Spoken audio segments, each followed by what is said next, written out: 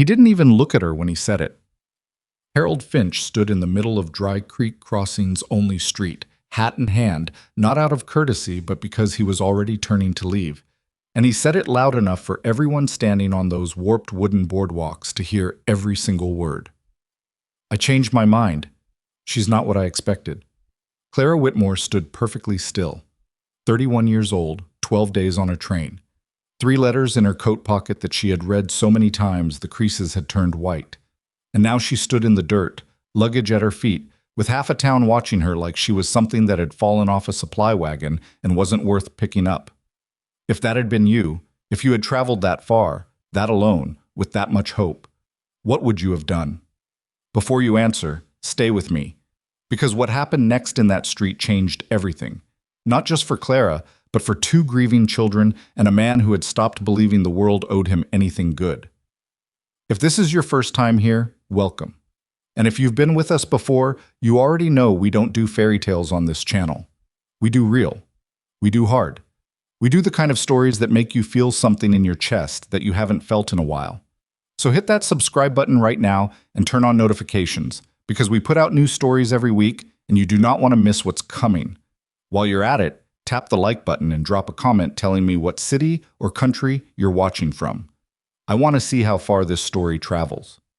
Now let's go back to that dirt street in Dry Creek Crossing, because Clara Whitmore's worst day was only just beginning.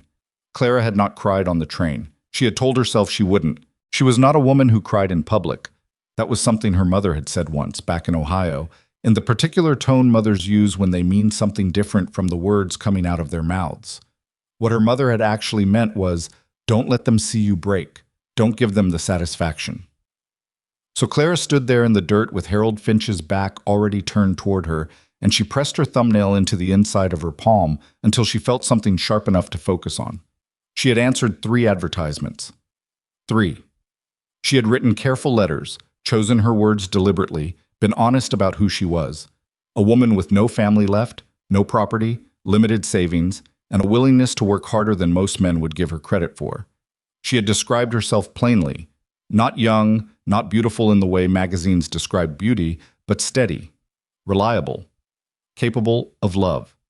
2 of those men had written back. Then a third. She had chosen Harold Finch because his letter was the most specific. He hadn't promised her roses. He'd written about his farm, his debts, his need for a partner who understood that frontier life was not romantic. She had respected that. She had thought, foolishly, she now understood, that a man honest enough to write that way would be honest enough to follow through. She had been wrong. Harold didn't explain himself further. He simply walked back towards the saloon, nodded to a man standing near the post, and disappeared through the door like she was already a problem he'd solved by refusing to acknowledge. The town did not look away. That was the part Clara hadn't prepared for. The way people watched her without bothering to hide that they were watching. A woman in a green dress stood under the overhang of the general store with her arms crossed, tilting her head slightly, like she was studying a strange bird that had landed somewhere unexpected. 2 men near the water trough exchanged a glance.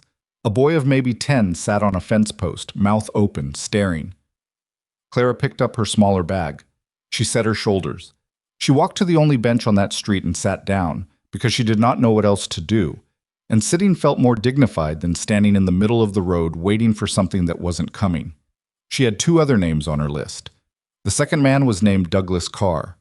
She had not written directly to him. He had been arranged through the same correspondence agency that connected her to Harold, and she knew only that he was a farmer, recently widowed, with a small piece of land east of town. The agency's woman, a Mrs. Pell, was supposed to be at the station to meet Clara and make introductions. Clara looked down the length of the street. There was no woman waiting. She sat for 20 minutes. The sun was direct and unkind. Then a boy came running. Not the boy on the fence, a different one, younger, with muddy knees and an envelope clutched in his fist. He thrust it toward her without stopping properly, nearly tripping over himself. "You the mail order lady?" Clara took the envelope. "I suppose I am." He ran back the direction he'd come. She opened it carefully because her hands wanted to shake, and she was not going to let them. The handwriting inside was not Douglas Carr's. She had seen his handwriting in the one letter the agency had forwarded, and it was small and deliberate. This handwriting was rushed, slanted, written by someone either in a hurry or in distress. Miss Whitmore. My son Douglas asked me to write this because he could not bring himself to. Our family has discussed the matter at length, and we do not feel this arrangement would be appropriate at this time. Douglas has responsibilities that require careful consideration. We wish you well in your search. Margaret Carr. His mother. His mother had written the letter. Clara folded it once, twice, and placed it in her coat pocket, alongside the other letters she had collected like evidence of something she was still trying to understand. She sat very still for a moment with her hands in her lap. The woman in the green dress was still watching. Clara looked directly at her. The woman's chin came up slightly. Not apologetic, not embarrassed, just measuring. Clara looked away first, which she hated herself for immediately. She had one name left. A man named Thomas Webb, who had been the first to respond to her advertisement. Actually, his letter arriving so quickly after she had posted her notice that she had initially thought it was a mistake. He had written warmly, perhaps too warmly, describing his home near the creek with the kind of detail that suggested loneliness more than contentment. He had used the word hopeful 4 times in 2 pages, which she had counted because she was the kind of woman who noticed patterns. Mrs. Pell, when Clara finally located her at the back of the dry goods store 40 minutes later, apologizing over a broken wagon wheel and a late delivery that had clearly consumed her entire morning, told Clara that Thomas Webb was still in town and could be found at the boarding house on the far end of the main road. He seemed eager, Mrs. Pell said, with the particular careful tone of a woman who meant something else entirely. Clara went to the boarding house. She asked for Thomas Webb. The woman at the front desk, a large, tired-looking person with flour on her apron, disappeared up the stairs without a word. Clara waited in the small entrance hall, her bag at her feet, her coat beginning to feel heavy in the afternoon heat. She waited 15 minutes.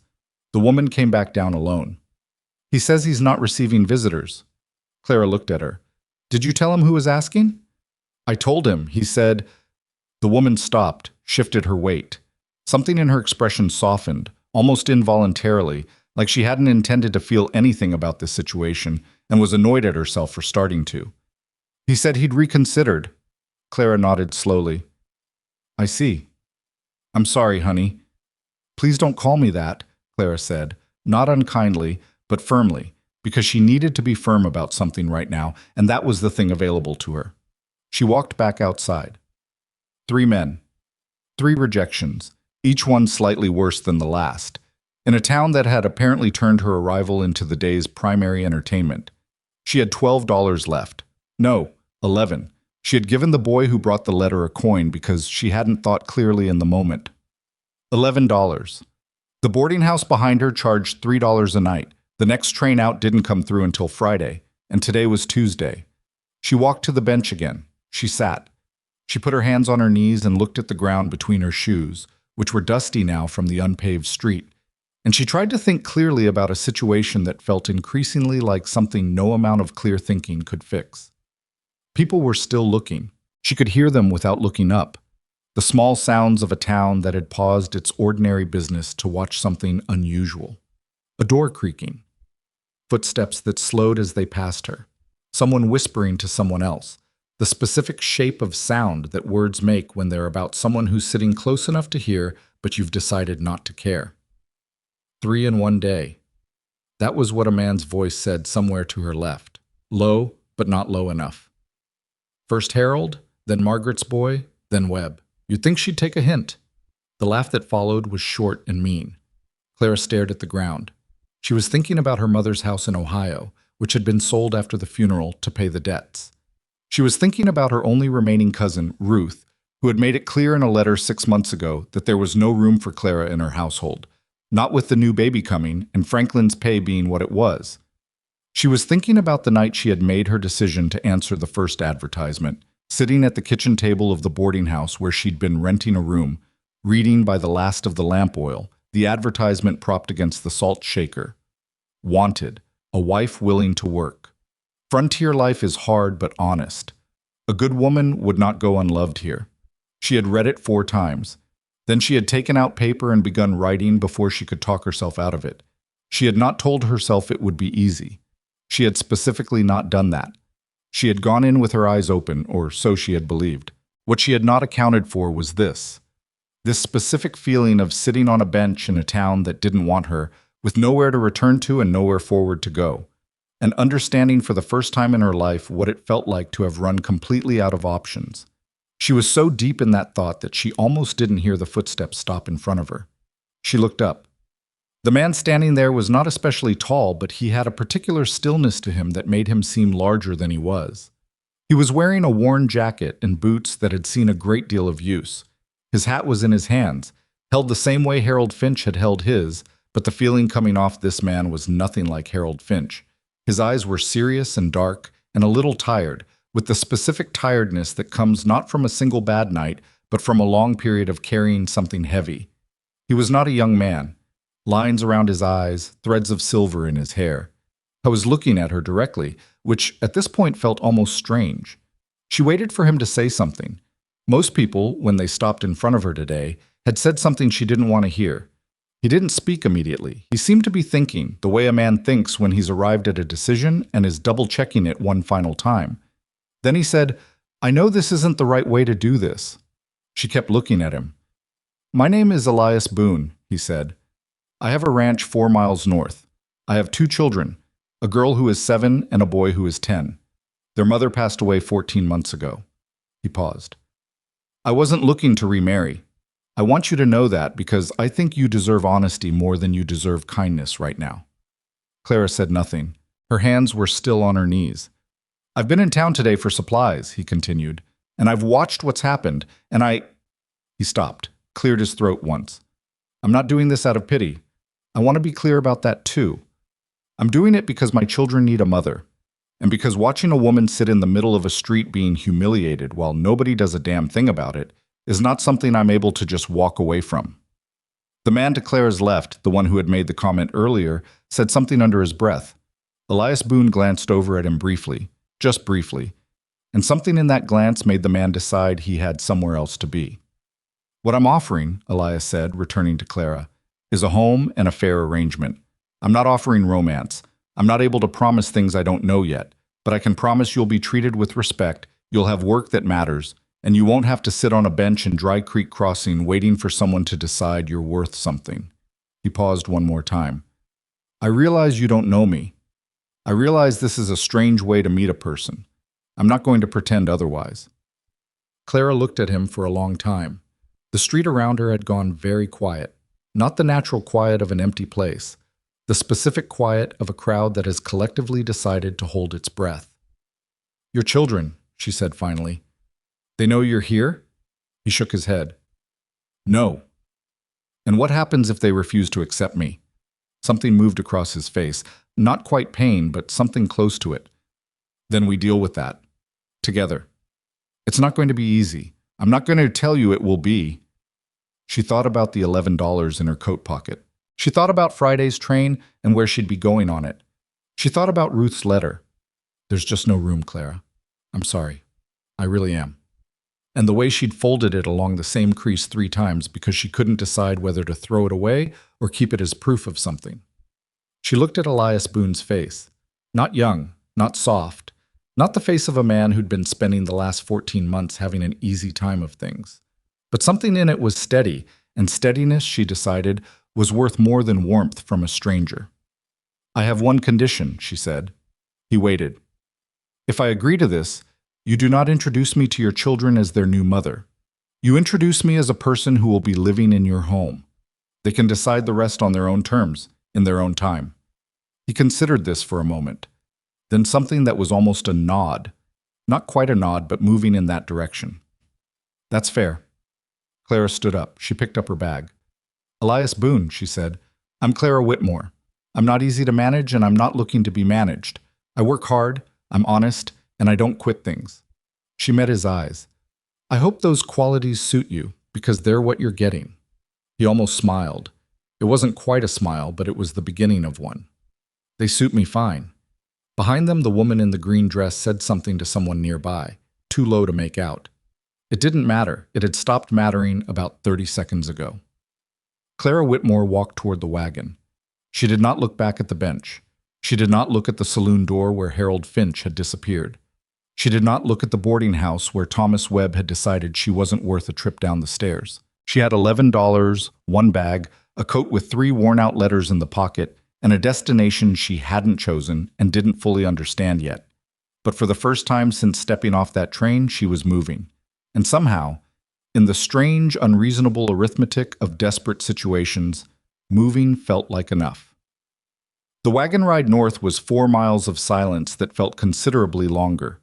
Clara sat on the bench beside Elias Boone and watched the land open up around them, scrubland and pale grass, and the occasional cluster of stunted trees that looked like they had survived out here through sheer stubbornness rather than any favorable condition. The sky was enormous in a way that Ohio skies never were. It pressed down on everything. Elias drove with both hands on the reins and said nothing for the first mile. She didn't push him. She was still organizing her own thoughts, which were scattered in the specific way that thoughts get when your life has changed direction faster than you were prepared for. She kept turning over his words from the street. I wasn't looking to remarry. He had said that clearly, directly, before offering anything else. Most men would have left that part out, would have smoothed over it to make the transaction feel more palatable. He hadn't. She didn't know yet whether that made him trustworthy or just tactless, but she was inclined toward trustworthy because tactless people rarely bothered to explain themselves. After a while, she said, "How old are your children again?" "Rose is 7. Jacob is 10. When did they last have a woman in the house?" He was quiet for a moment. 14 months ago. So they've been keeping themselves. With my help, he said, and then, after a pause that felt honest, and not doing especially well at it. Clara nodded. She appreciated that too, the admission that things had not been going well. Men had a tendency to claim competence in areas where they were clearly struggling, and she had always found that particular habit exhausting. "What do they know about me?" she asked. "Nothing." She turned to look at him. He was watching the road. "Nothing at all?" "I made the decision this afternoon," he said. "In the last hour. There wasn't time to—" He stopped. "And I didn't know how to explain it." "You're going to have to explain it. I know that. To a 10-year-old and a 7-year-old who have already lost one woman they depended on." "I know that too," he said, and his voice had gone flatter, which she recognized not as coldness, but as the particular sound a man makes when he is looking directly at a hard thing and refusing to flinch from it. "I'm not pretending this is going to be simple." "Good," Clara said. "Because it's not." They didn't speak again until the ranch came into view. It was not what she had imagined, and she hadn't imagined much. The house was a solid structure, larger than she had expected, 2 stories, built from timber that had weathered to a deep gray. The barn was in reasonably good condition. The fence line she could see from the road was straight and recently repaired. Someone here was not letting things fall apart, which told her something. But the yard around the house was another story. There were things piled near the porch that had no reason to be there. Boards, a broken wheelbarrow, what looked like 2 seasons' worth of decisions to deal with something later that had become permanent. The vegetable patch off to the right side was overgrown in a way that suggested it had been started with intention and then abandoned when intention ran out. The porch itself needed sweeping, had needed sweeping for some time. Clara took all of this in without comment. She was not here to judge the man's housekeeping. She was here because she had nowhere else to go, and he was here because he had made a decision in a town street based on something she couldn't fully name yet. Decency, maybe. Or his own particular kind of desperation. She would think about what it was later. The wagon had barely stopped when the front door opened. The boy came out first. He was 10 but carried himself like someone older. That particular way children do when they've been asked to be more serious than their age allows for. He had his father's dark eyes and a haircut that was weeks overdue, and he stood at the top of the porch steps with his arms crossed, looking at Clara with an expression that was working very hard to be neutral and not quite succeeding. The girl was behind him. She appeared slowly, as if she had come to the door multiple times before finally committing to it. She was smaller than Clara had expected a 7-year-old to be. Thin, with her hair in a braid that had started the day neat and was now coming apart at the bottom. She held onto the doorframe with one hand and looked at Clara with enormous dark eyes that gave nothing away. Elias climbed down from the wagon. He said, "Jacob, Rose." He nodded toward Clara. "This is Miss Whitmore. She'll be staying with us." Jacob said, "Staying with us how?" Clara could see Elias working through his answer. She watched him decide visibly, to be honest. "She's going to be my wife," he said. "We decided that today." The silence that followed was the kind that has weight to it. Jacob looked at his father for a long moment. Then he looked at Clara.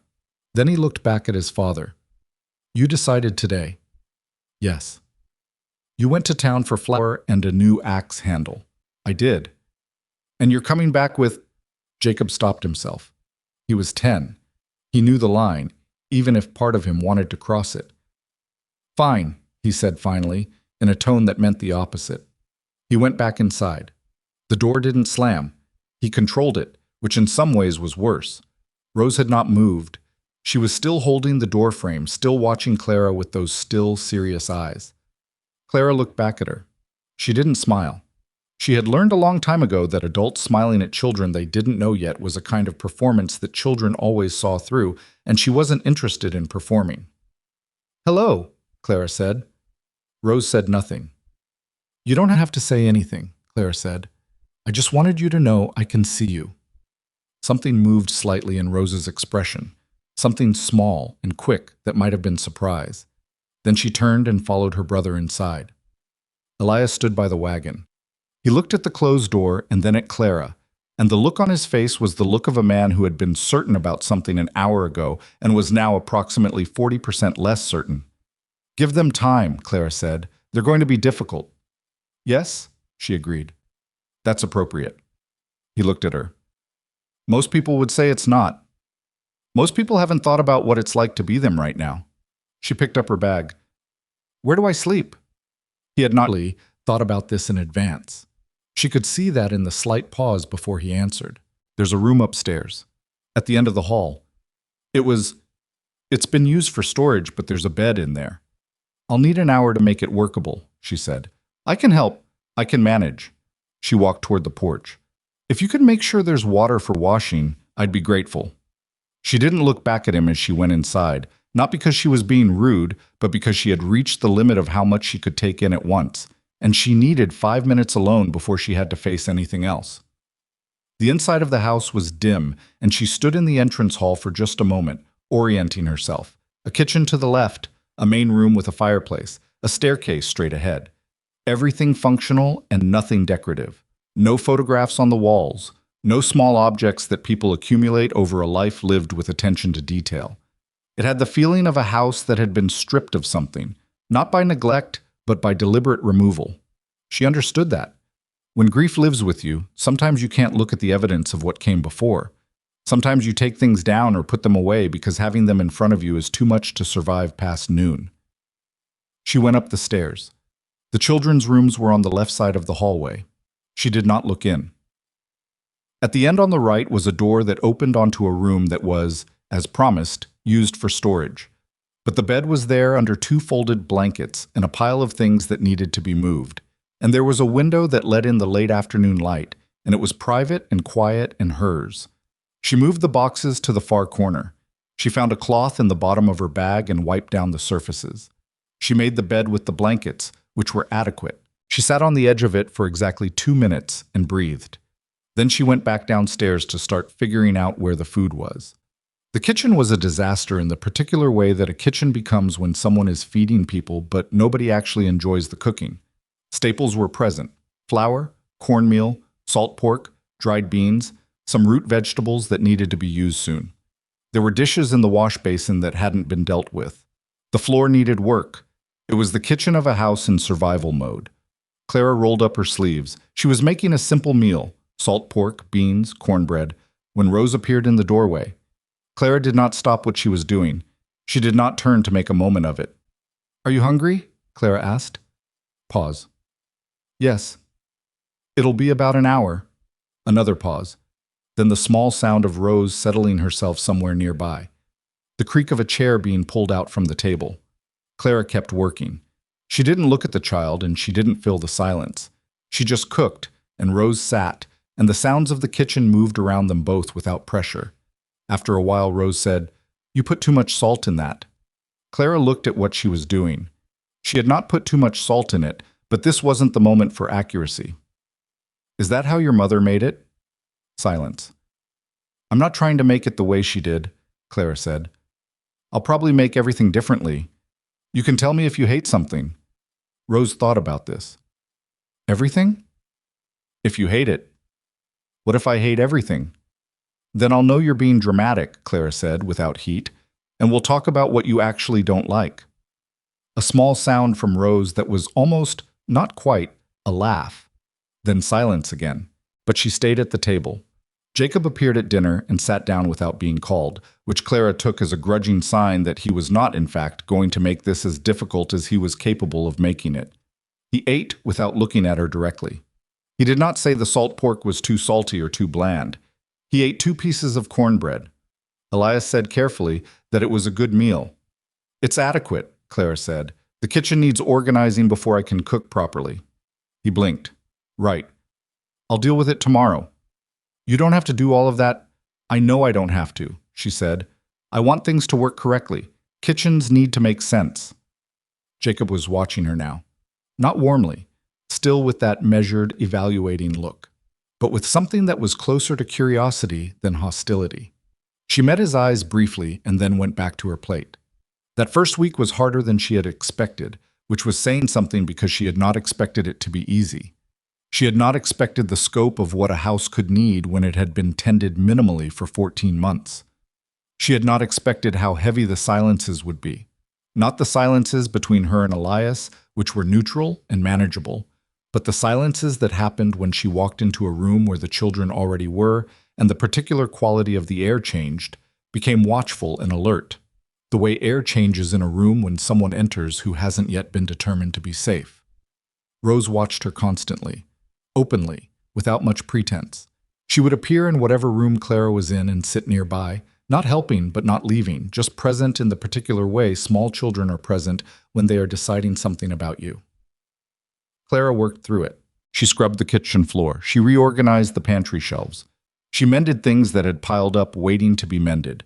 3 shirts of Jacob's, a curtain, a strap on a piece of tack that Elias had brought to the porch and said he'd get to eventually. She worked without comment and without complaint, not because she wasn't tired. She was exhausted, a deep tiredness that settled in her shoulders and stayed, but because complaining served no one here and she knew it. Elias worked the ranch from before sunrise until after dark, in a pattern that left little space for anything else.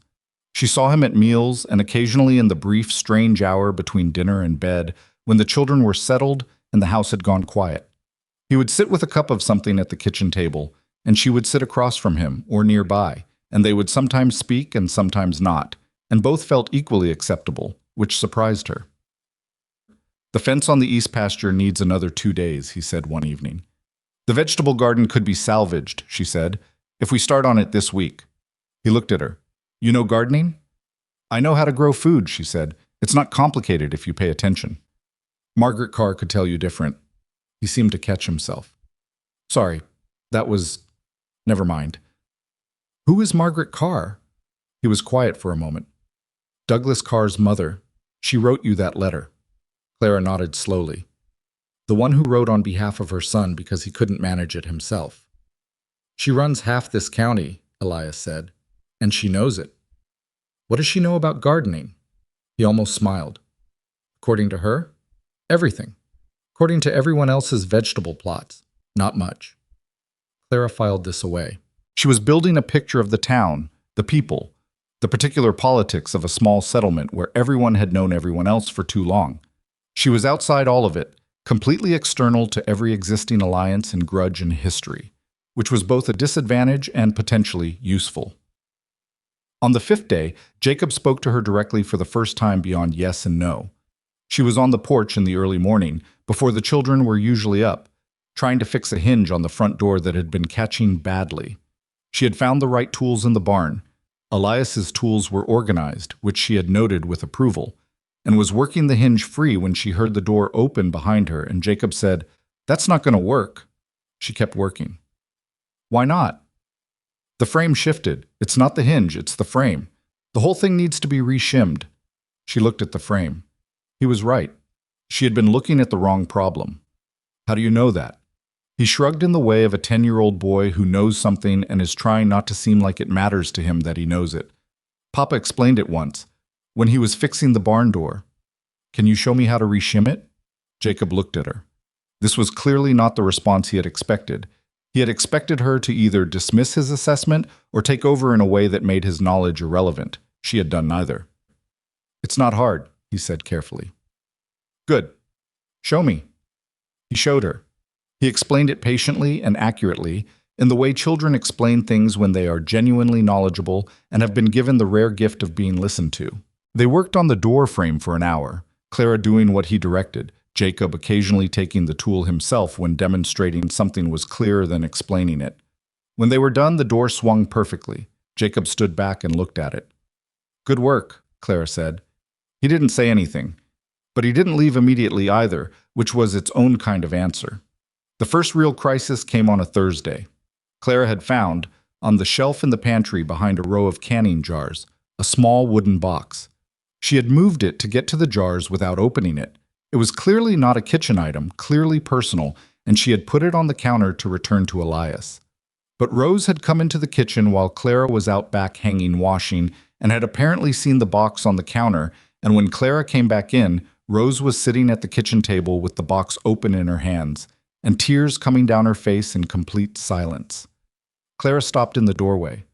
Inside the box, she could see from across the room, were small things. A woman's things. A ribbon.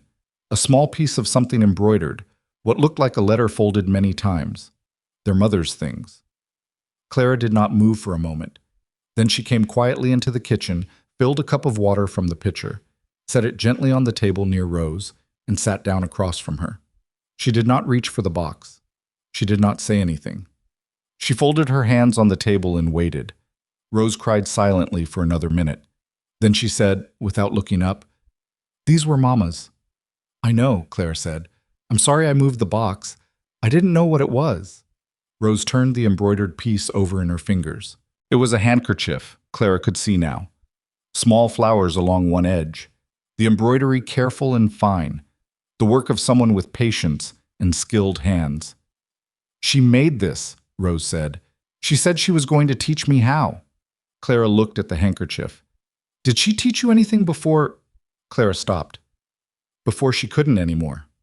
Rose shook her head. "She got sick before we started." She looked up now directly at Clara with a directness that was startling in a 7-year-old face. Her eyes were red, but her voice had steadied. "I don't want to forget how to remember her." The sentence landed somewhere in the middle of Clara's chest. "You won't," Clara said. "That's not how it works. The more you look at things like that handkerchief, the more clearly you remember. You're not forgetting. You're doing the opposite." Rose looked at her for a long moment. "Do you know how to embroider?" Clara had not embroidered anything in 15 years and was, at best, mediocre at it. "Some," she said, "not as well as whoever made that." "Could you teach me what you know, even if it's not as good?" Something pulled tight in Clara's throat. She kept her expression steady. "Yes," she said. "I can do that." Rose closed the box carefully and held it against her chest. She sat for another minute, then slid off the chair. At the kitchen doorway, she stopped. "I'm not going to call you Mama," she said. It was not hostile. It was simply a statement of fact, delivered with the complete honesty of a child who hasn't yet learned to soften difficult things. "I already have a Mama." "I know that," Clara said. "Okay," Rose said, and went upstairs. Clara sat at the kitchen table for a long time after that, looking at the place where Rose had been. She was still sitting there when Elias came in from the barn. He saw her face and stopped. "What happened?" "Nothing bad," she said. "Rose found her mother's things in the pantry. She was upset. She's all right now." He went very still. Then he pulled out a chair and sat down heavily. "I forgot those were in there," he said. "I put them there when I—" He stopped, ran a hand over his face. "I couldn't look at them, and I didn't know where else to put them." "They should be somewhere the children can reach them when they want to," Clara said. "Not hidden, not put away where they have to stumble onto them by accident." He looked at her. "You're right." His voice was rough. "You're right, I know that, You're doing your best," she said. "That's apparent. Your best just needs a few corrections." He stared at her for a moment. Then he made a sound that was somewhere between a short laugh and something more ragged. "You're very direct. You told me you wanted honesty." I did. Then that's what you're getting. She stood up. I'm going to put supper on. There are corrections I could use from you as well when you're ready to make them. What kind of corrections? You disappear into that ranch from morning until night, she said, not unkindly but without softening it either. Those children need to see you in the evening, not just at dinner, after dinner too, Jacob in particular. Elias said nothing for a moment. Then, I know. Then know it differently, she said. Do something with it. She turned to the stove. After a moment, she heard his chair push back and his footsteps going toward the stairs. Not outside to the barn. Upstairs, toward wherever Jacob was. She stood at the stove and stirred a pot of beans and felt something that she could not immediately name. Not quite relief, not quite satisfaction. Something smaller and more cautious than either of those things. Something that felt like the beginning of a direction, without yet being the destination. The second week was different from the first in ways she hadn't anticipated. Part of it was the small things accumulating. The door that now swung properly. The kitchen that had been reorganized so that things could actually be found. The vegetable garden, which she had started clearing at the edges each morning before breakfast. It was a long way from producing anything, but it no longer looked completely defeated. These were small changes, and she did not expect anyone to notice them or remark on them, and mostly they didn't, but she noticed them, and they mattered to her because they were evidence that things could be different from how they were. Jacob had started appearing in the mornings before she finished with whatever she was working on outside. He never announced his presence or asked if he could help. He would simply materialize nearby and begin doing something adjacent to what she was doing. One morning, she was clearing the east edge of the garden, and he appeared with a second tool and started working the opposite end. They worked for an hour without speaking. It was companionable in the way that some silences are. Not empty, but full of something that didn't require words. Rose had taken to following Clara on the embroidery matter with a persistence that was both touching and slightly exhausting. Clara had found her own small sewing kit in the bottom of her bag. She had almost nothing, but she had that. And Rose had appeared at her elbow the first evening she had taken it out, sitting very close, watching every movement of the needle with the concentrated attention of someone who is afraid that if they look away, they might miss the thing they've been waiting for. Clara taught her the basics slowly. The stitches she knew, which were genuinely not very many. She was honest about the limits of her knowledge, which seemed to please Rose more than a performance of expertise would have. They sat together in the evenings after supper. Rose close, leaning sometimes to see better, occasionally letting her shoulder rest against Clara's arm without seeming to notice she was doing it. Clara noticed. She didn't acknowledge it. She just left room for it. Elias, for his part, had started coming in from the barn earlier. Not enormously earlier. He was still a man whose relationship with work was close to compulsive, and the ranch genuinely needed everything he was giving it. But there were evenings now where he was inside before the children went to bed, where Clara could hear him talking to Jacob about whatever Jacob was reading, or see him through the kitchen doorway, sitting with Rose while she practiced her stitches. One evening he came to sit at the kitchen table while Clara was going through the accounts. She had offered, and he had accepted with the visible relief of a man who understands numbers well enough to use them and not well enough to enjoy them. "You're good with this," he said, watching her. "I helped manage the household accounts from the time I was 15, she said, "after my father died. How old were you?" 15. I was quiet for a moment. "Your mother?" "She managed for a while. Then she didn't." Clara kept writing. "I did most of it by the time I was 17. Brothers? Sisters?" "One brother. He went west when I was 22. We lost touch." She paused. "It happens." "My family is mostly gone too," he said. "One sister in Missouri. We write sometimes." It was the most personal he had been with her. She was aware of that, the small opening it represented. She didn't push through it or widen it more than it was ready to go. "You should write her," Clara said. "About the situation. She should know." "I was going to." "When?" He looked at her. "You sound like my sister." "I'll take that as a good thing."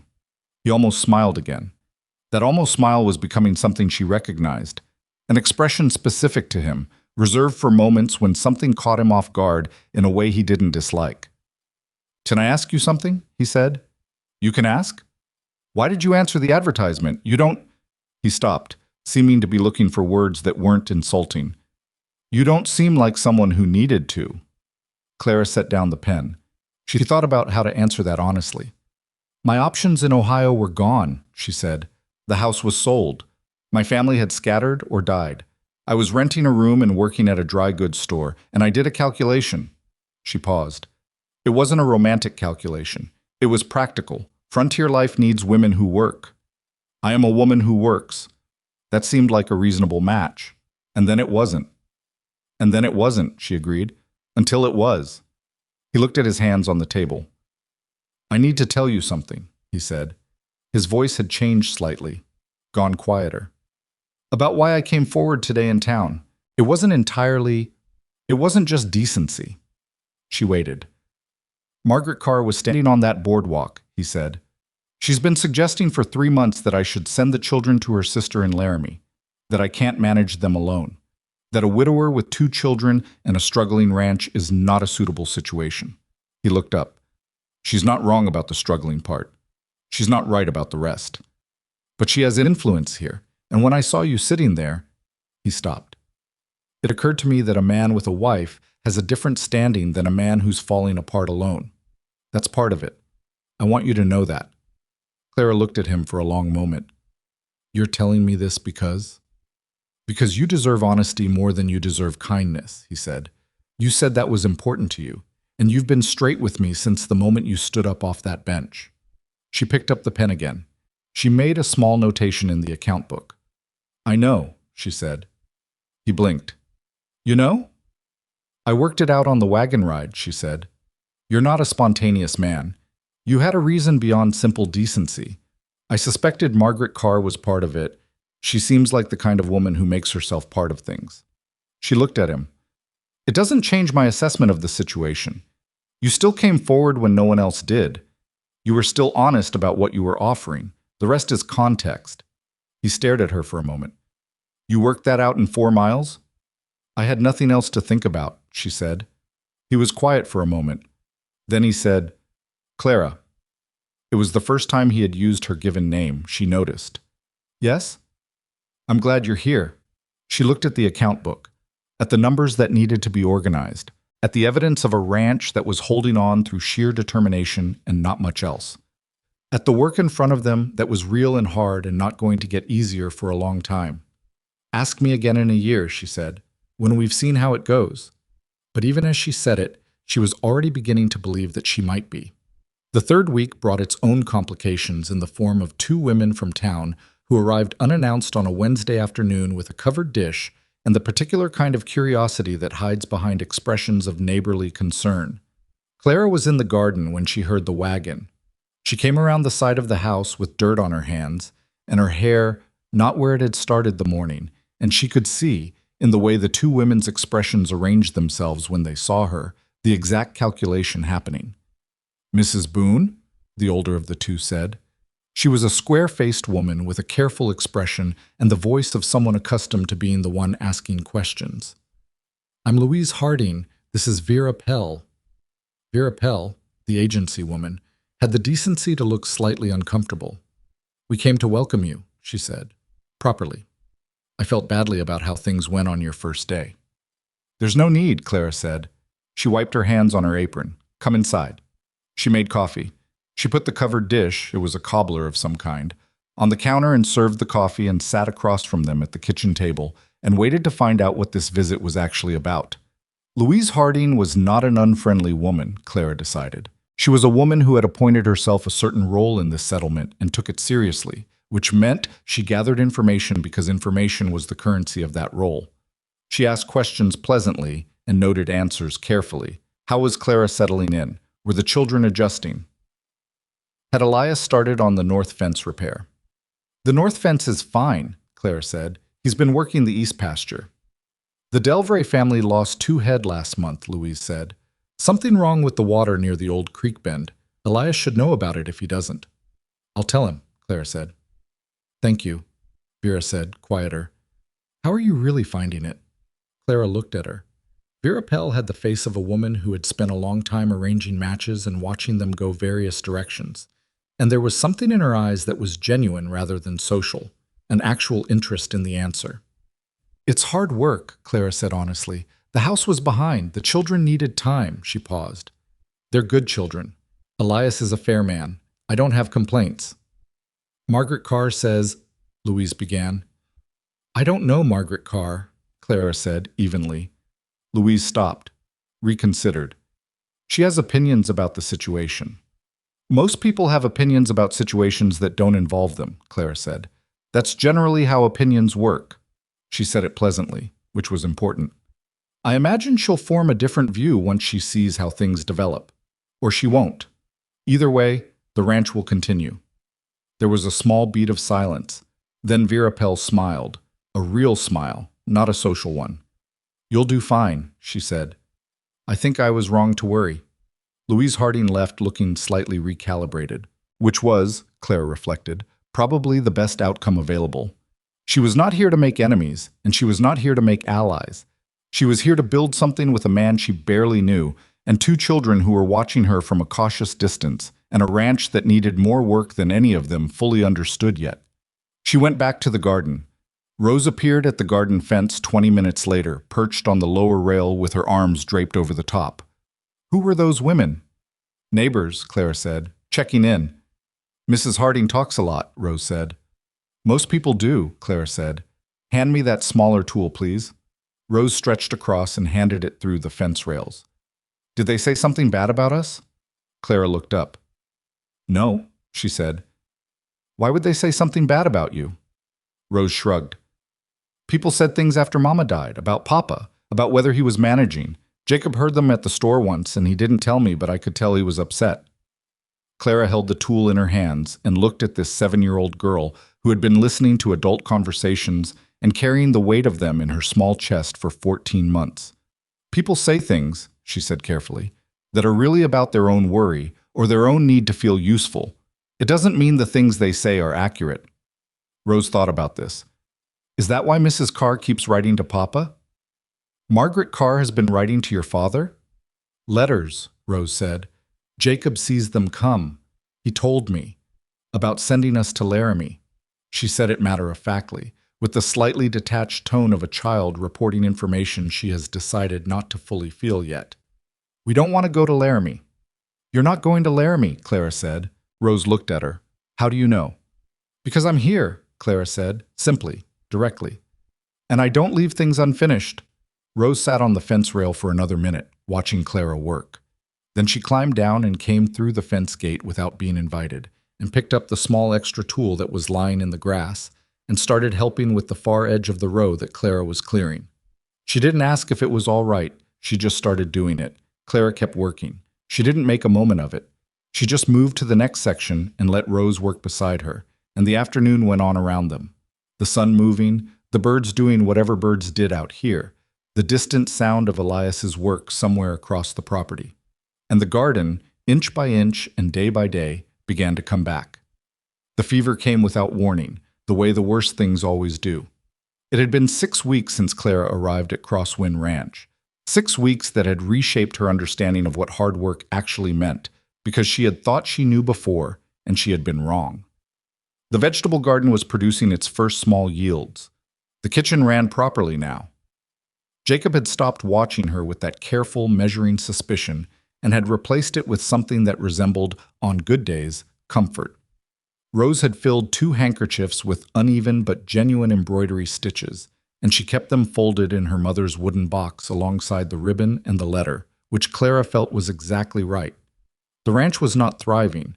That would be too strong a word for what was happening at Crosswind, but it was moving forward, which was different from surviving in the way that walking is different from standing still. Elias had started the north fence. Clara had negotiated with the dry goods store in town to extend their account through the fall harvest, which had required 2 trips and more patience than she ordinarily kept in reserve. Margaret Carr's letters had apparently stopped, though Clara didn't know whether this was because of her presence specifically or some other development she wasn't aware of, and she had learned not to spend time on what she didn't know when there was enough in front of her to deal with. She had been at the ranch 6 weeks when Louise Harding rode in on a Tuesday morning without her usual pleasantness.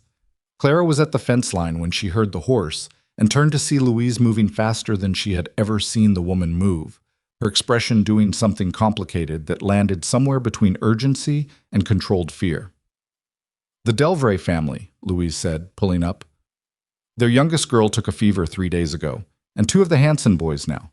Dr. Whitfield says it's spreading through the water, the old creek bend, just like I warned about the stock. People are saying—" She stopped. "It's a bad one, Clara. The kind that takes people." Clara set down what she was holding. "Which creek bend?" "The one northeast of town, about a mile from the old mill." Louise looked at her directly. "Elias draws from the south branch. He should be all right, but you need to know what's out there." Clara thanked her and went to find Elias. He was at the barn, and she told him plainly what Louise had said, watching his face as she did. Something moved through it. Not panic, but recognition. The kind of recognition that comes from a man who has seen fever take someone before and knows exactly what the word means. "We boil everything," he said immediately. "Water, anything washed. The children stay close." "Agreed," she said, "and we check them morning and night." "Yes." "If anyone shows symptoms, we deal with it immediately." His jaw was set. "We're not waiting this time." She understood what he meant by this time. She didn't say anything about it. She just nodded and went back to the house. For the next week, Clara ran Crosswind Ranch like it was under siege. She boiled water every morning before anything else happened. She checked Jacob and Rose with the back of her hand against their foreheads and the sides of their necks before breakfast and after dinner, looking for the specific warmth that is different from the warmth of a child who has been running. Slower to dissipate, deeper, sitting in the skin differently. She had learned to tell the difference when she was 17 and her mother had been sick, and she had never forgotten it because some knowledge plants itself in you so deeply it doesn't leave. Jacob tolerated the checks with the patient resignation of a boy who knew better than to argue. Rose submitted to them earnestly, turning her head to give Clara better access with the gravity of someone who understood that this was serious business. "Are we going to get sick?" Rose asked one evening. "I don't know," Clara said. "I'm doing everything I can to make sure you don't." "Did Mama's fever come like this? From water?" Clara paused. She looked at Rose's face, serious, watching, not scared exactly, but paying attention in the way of a child who has learned that adults sometimes lie to children to protect them, and who has decided she would rather have the truth. "I don't know how your mother's fever came," Clara said.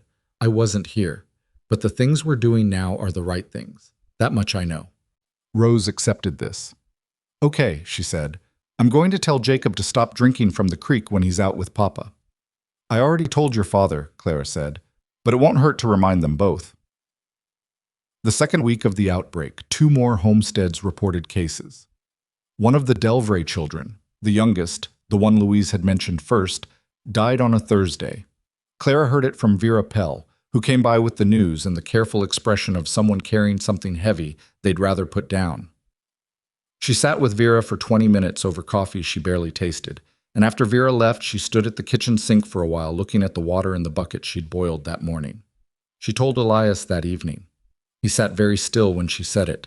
The Delvray girl was 4 years old, had been 4 years old, and now was not. He pressed his hand flat on the kitchen table for a moment like he needed something solid. "How's Margaret Delvray?" he asked. His voice was careful. "I don't know her," Clara said, "but I imagine she's not able to be reached by anything right now." He nodded. He stayed at the table a long time after that, and Clara worked nearby and didn't push him out of wherever he had gone in his mind, because some places you need to be allowed to go and come back from on your own terms. It was the following Monday that everything shifted. Rose had been quieter than usual at dinner. Not unusual for her, she had moods that ran long and quiet sometimes.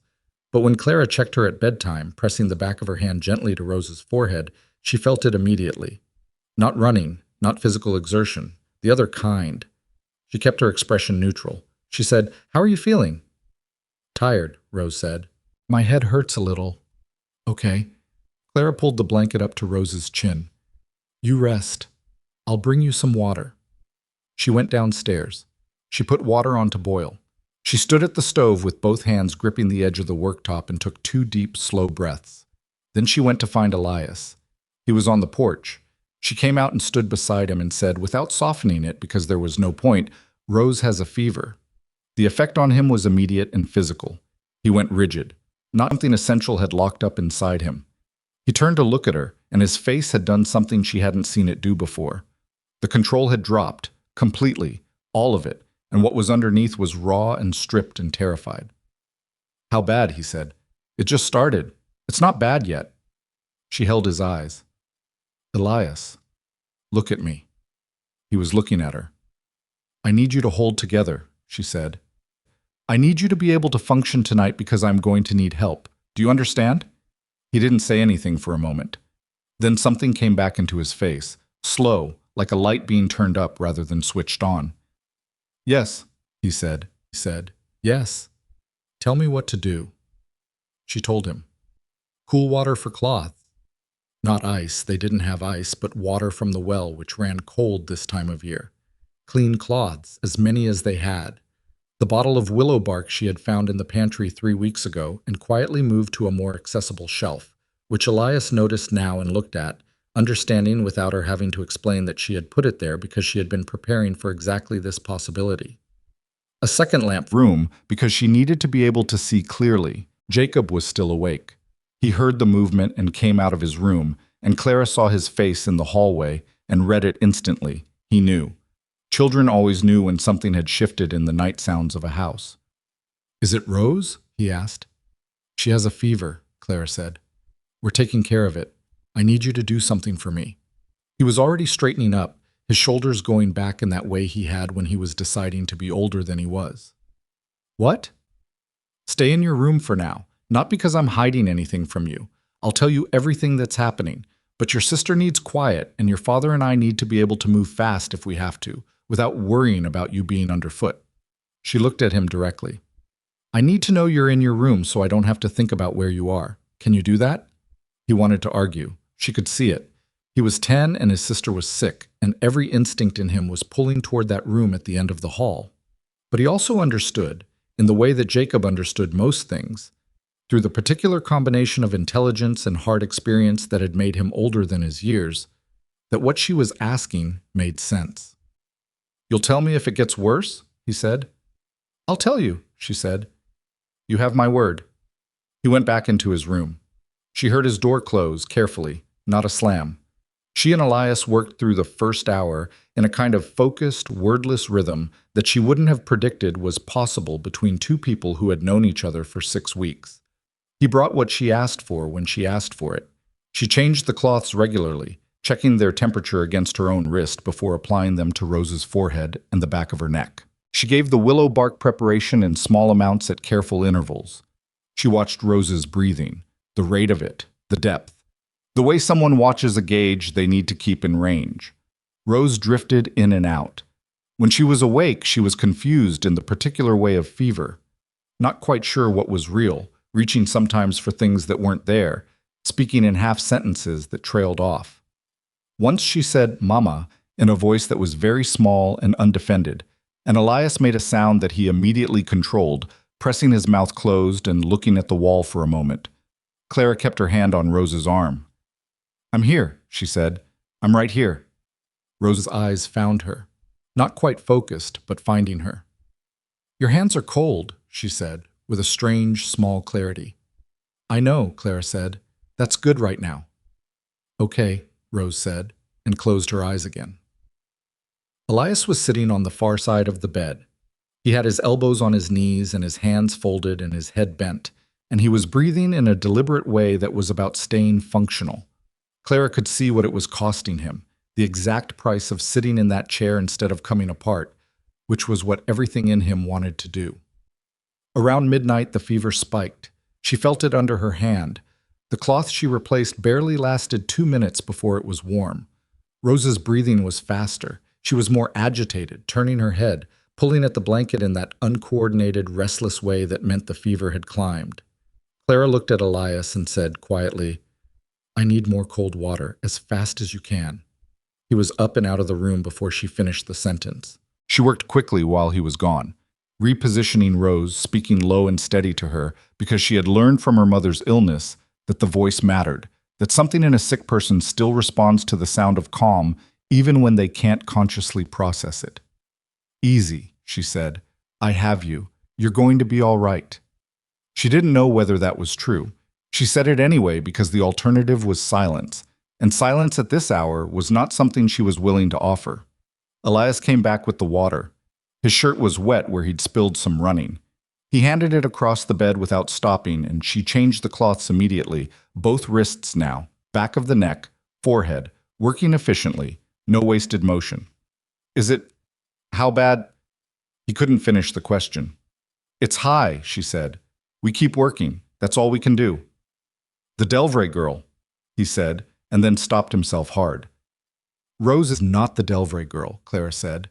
It came out sharp, which she hadn't intended, but she didn't walk it back because the sharpness was also carrying something important. Rose has been healthy, she's been eating well, sleeping, she hasn't been near the creek. We caught this early. She looked at him across the bed. We are not that family tonight, do you hear me? He stared at her for a moment. How can you be sure? I can't, she said, but I'm going to act as if I am, because falling apart is not useful, and I refuse to do it. She held his gaze. I need you to refuse too. Can you do that? He breathed in, out. The muscle in his jaw moved. Yes. Good. Change the wrist cloth on your side. It's too warm. He did it. His hands were not entirely steady, but they were close enough. Jacob opened the door at 1 a.m. Clara heard it and turned. He was standing in the doorway in his nightshirt, his dark eyes moving immediately to his sister and then to Clara's face, reading her expression with the precision of a child who has learned to read adult faces the way some children learn to read books. She's the same, Clara said. Not worse.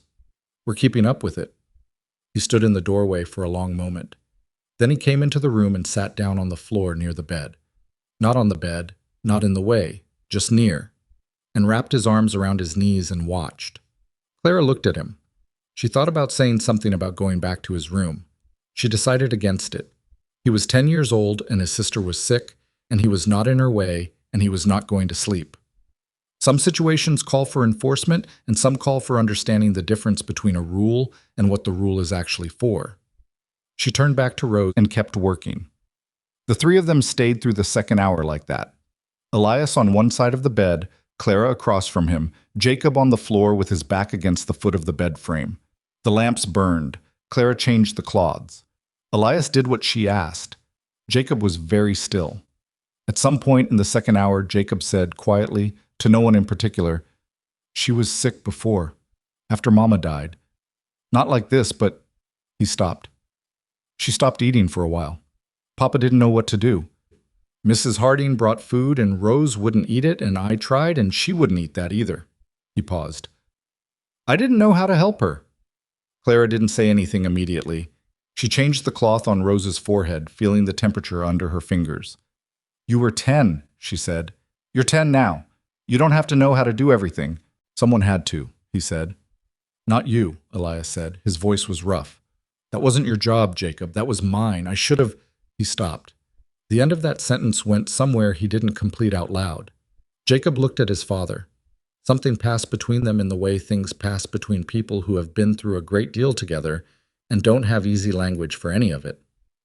It's all right, Papa, Jacob said, which was extraordinary coming from a 10-year-old, and also clearly not completely true, and they both knew it, and neither of them said so. Around 2 a.m, Rose said, clearly and suddenly, without opening her eyes, Is the garden coming back? Clara and Elias looked at each other across the bed. Yes, Clara said.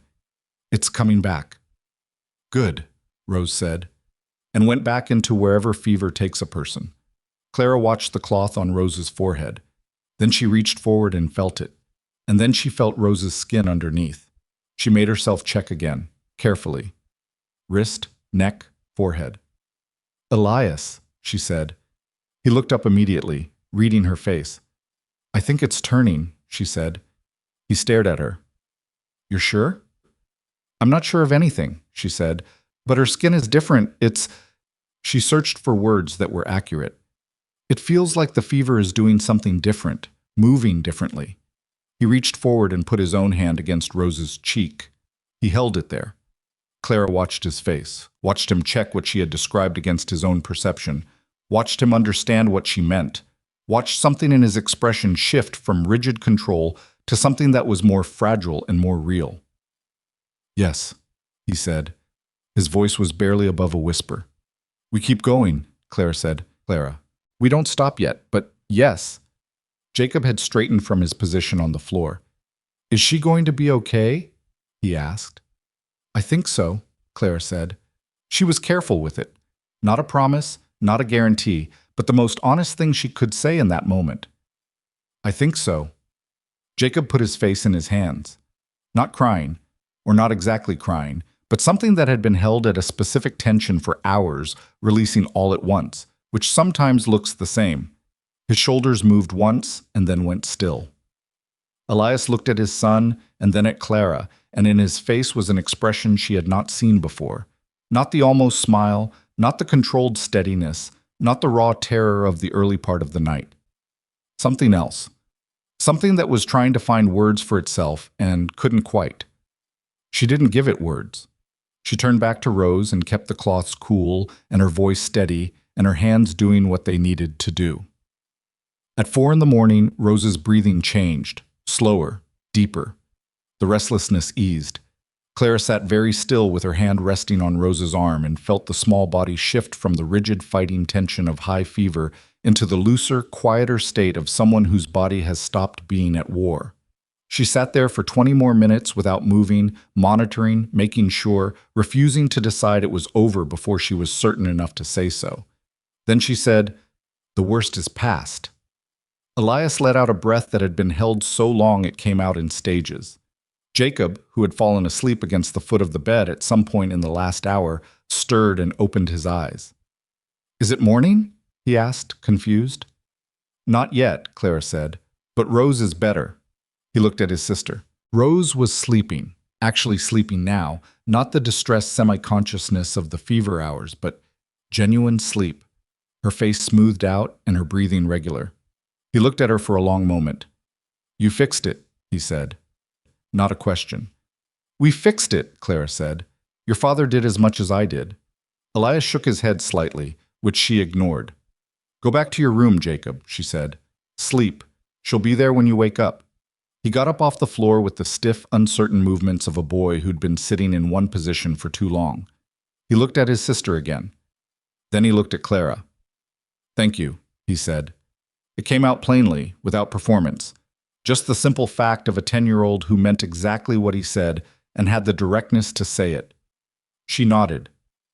"Sleep." He went. The room was quiet with just the two of them. 3, counting Rose's steady breathing. Elias was still on the far side of the bed.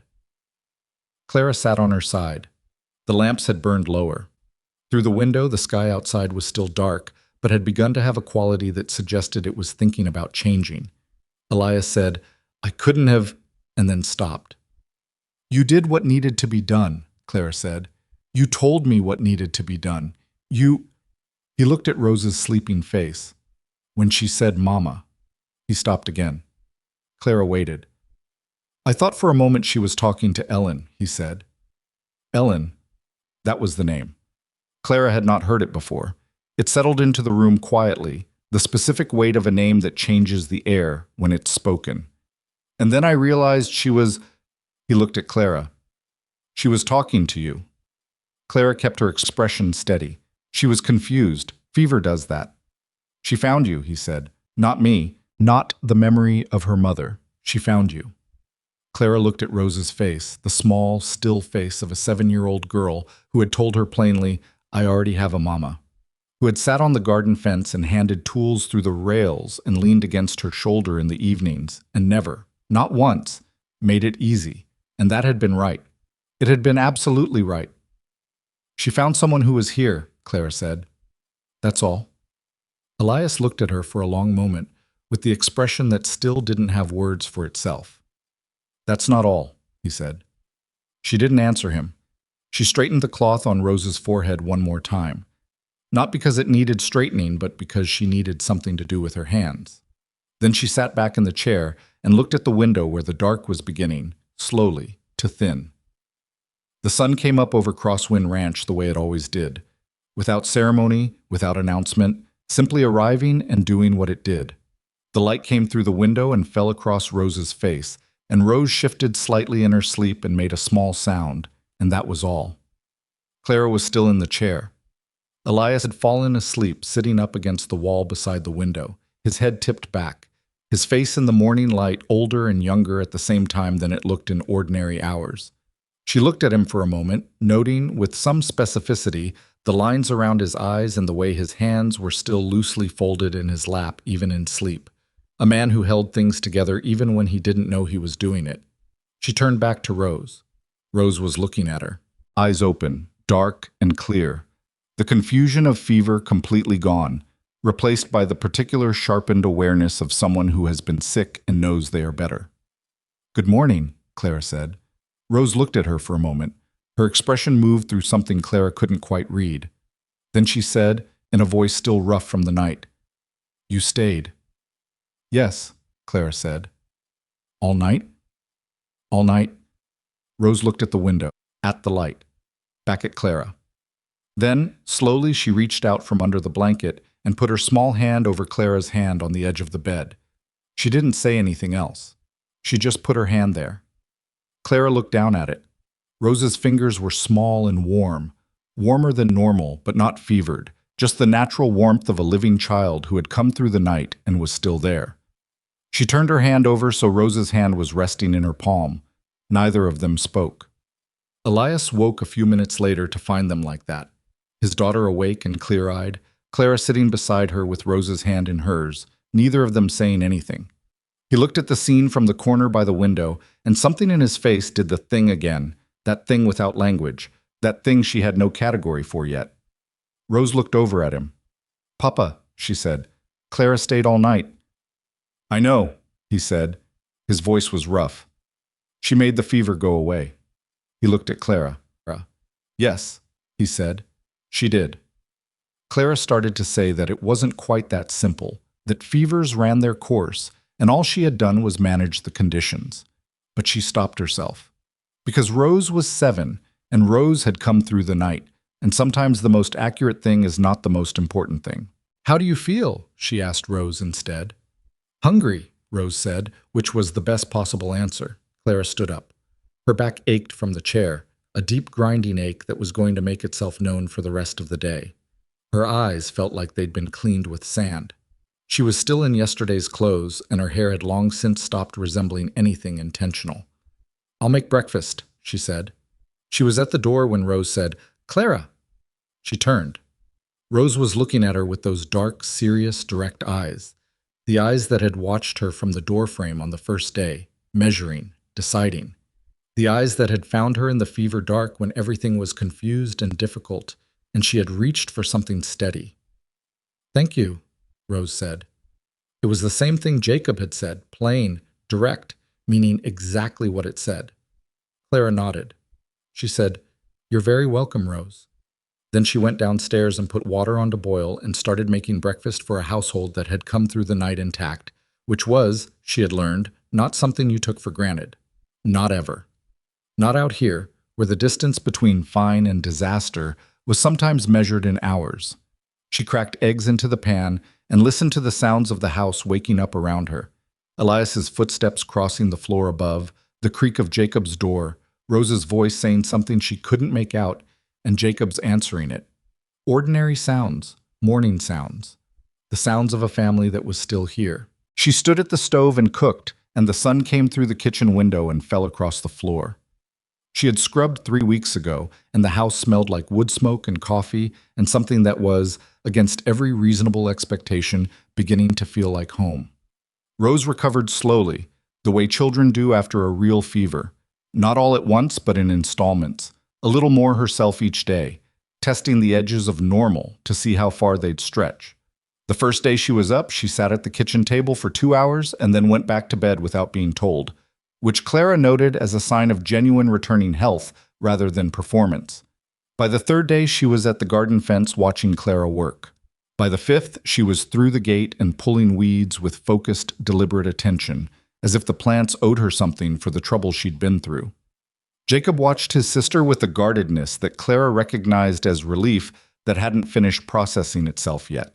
He would track her movements from across the yard without seeming to, And when Rose stayed out too long in the afternoon heat, he would appear with water and the studied casualness of someone pretending they just happened to be walking that direction. Clara didn't remark on it. She just noted it and filed it in the place where she kept the things she understood about these children that they didn't yet understand about themselves. Elias had changed after that night. Not dramatically. He was not a dramatic man, but in the small, accumulating ways that are actually more significant than dramatic changes because they're harder to reverse. He came in from the ranch earlier. Not every evening, but more of them. He sat with the children after dinner in a way that had more presence to it than before, actually there, in the room, in the conversation, rather than physically present and mentally somewhere out on the fence line.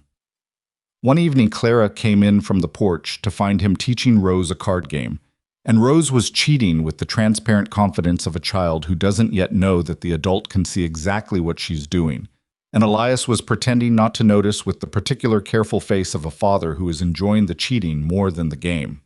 Clara went back outside and let them have it. She was sitting on the porch when he came out an hour later. Rose and Jacob were in bed. The evening had gone cool in the way that frontier evenings do, decisively, without the long, gradual dimming of Ohio. The stars out here were something she was still getting used to. There were simply more of them than she had ever seen, crowded into the sky in a way that felt almost aggressive, like the sky was trying to show you something important and was not going to be subtle about it. Elias sat down in the other chair. He was quiet for a while, which she was used to.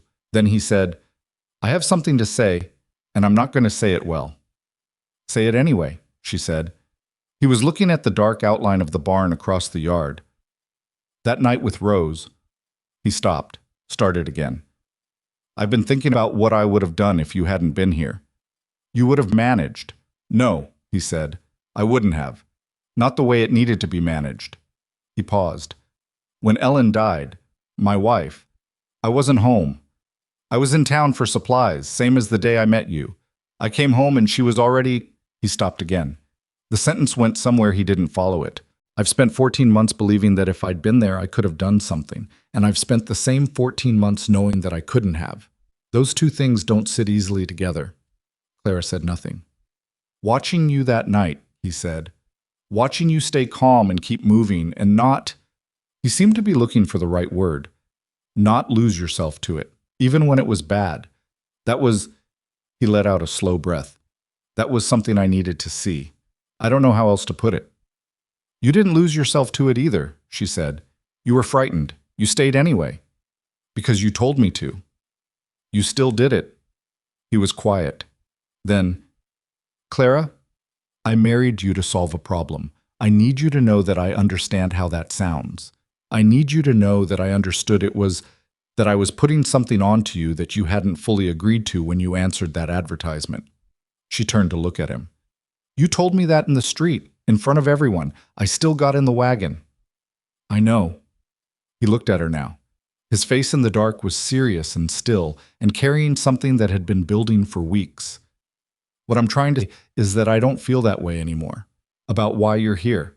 I don't think of it the way I did that first day." She kept looking at him. "How do you think of it?" He was quiet for a moment. "I think you're the most capable person I've ever been in a room with," he said. "And I think you've been kinder to my children than anyone had a right to expect, given what you walked into. And I think—" He stopped. "I think I look for you when I come in from the field. Not because I need something, just to know where you are." The honesty of it was complete. No decoration. No preamble designed to make it easier for him to say.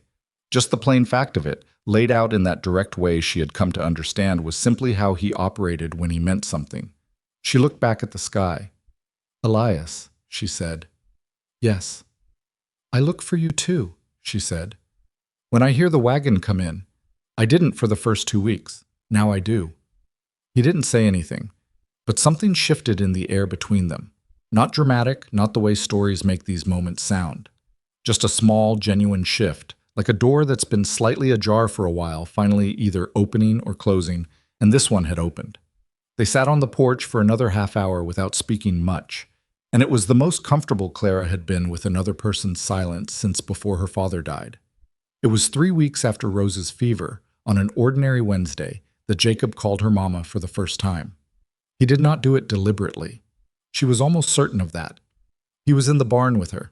She had been trying to fix a latch that kept sticking, and he had materialized in his usual way, simply appearing nearby and beginning to assist. And she had handed him the wrong tool by accident, and he had looked at it and said, automatically, without thinking, "That's not the right one, Mama. You want the—" And then he stopped. The word hung in the air between them. Clara did not move. She did not react, did not make eye contact, did not fill the silence with anything. Jacob stood very still. She could see him in her peripheral vision, calculating, the way he always calculated, whether this was a situation he could walk back from, and how, and what it would cost him either way. "The other one," he finished. His voice had gone careful. "The other one," she agreed, as if nothing had happened. She held out her hand. He put the correct tool in it. They worked on the latch for another 10 minutes without referring to what had just occurred, and when it was fixed, he said it was fixed, and she said yes, it was, and he went off across the yard toward the house. She stood in the barn for a moment with the repaired latch in front of her. She pressed her palm against the barn wall. She breathed in twice. Then she picked up her tools and went back to the house. She did not tell Elias that night or the next day. She wasn't sure why, not embarrassment, not the desire to keep it from him, just the sense that it was Jacob's thing to carry and Jacob's decision what to do with it, and reporting it felt like it would take that away from him somehow. Elias found out anyway, because 3 days later Jacob said it again, and this time Elias was standing close enough to hear it. He came to Clara in the kitchen that evening with the look of a man who has witnessed something he didn't expect and is still in the process of understanding it. "He called you." "I heard," she said. "What did you—" "Nothing," she said. "I didn't make it into a thing." Elias looked at her. "That was right," he said slowly. "That was exactly right." "I know," she said, not unkindly, and went back to what she was doing. He stood in the kitchen for another minute. Then he said quietly, "Ellen would have liked you." Clara set down what she was holding. She turned to look at him fully, because that was a sentence that required being looked at fully. "That's a generous thing to say."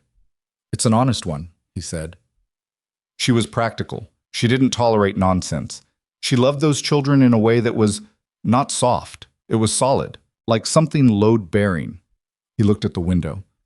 "She'd have had opinions about you. She always had opinions about everything, but she'd have respected you." Clara thought about the handkerchief in the wooden box, the small, careful flowers along the edge, the hands that had made it, and the little girl who had been supposed to learn from those hands and hadn't gotten the chance.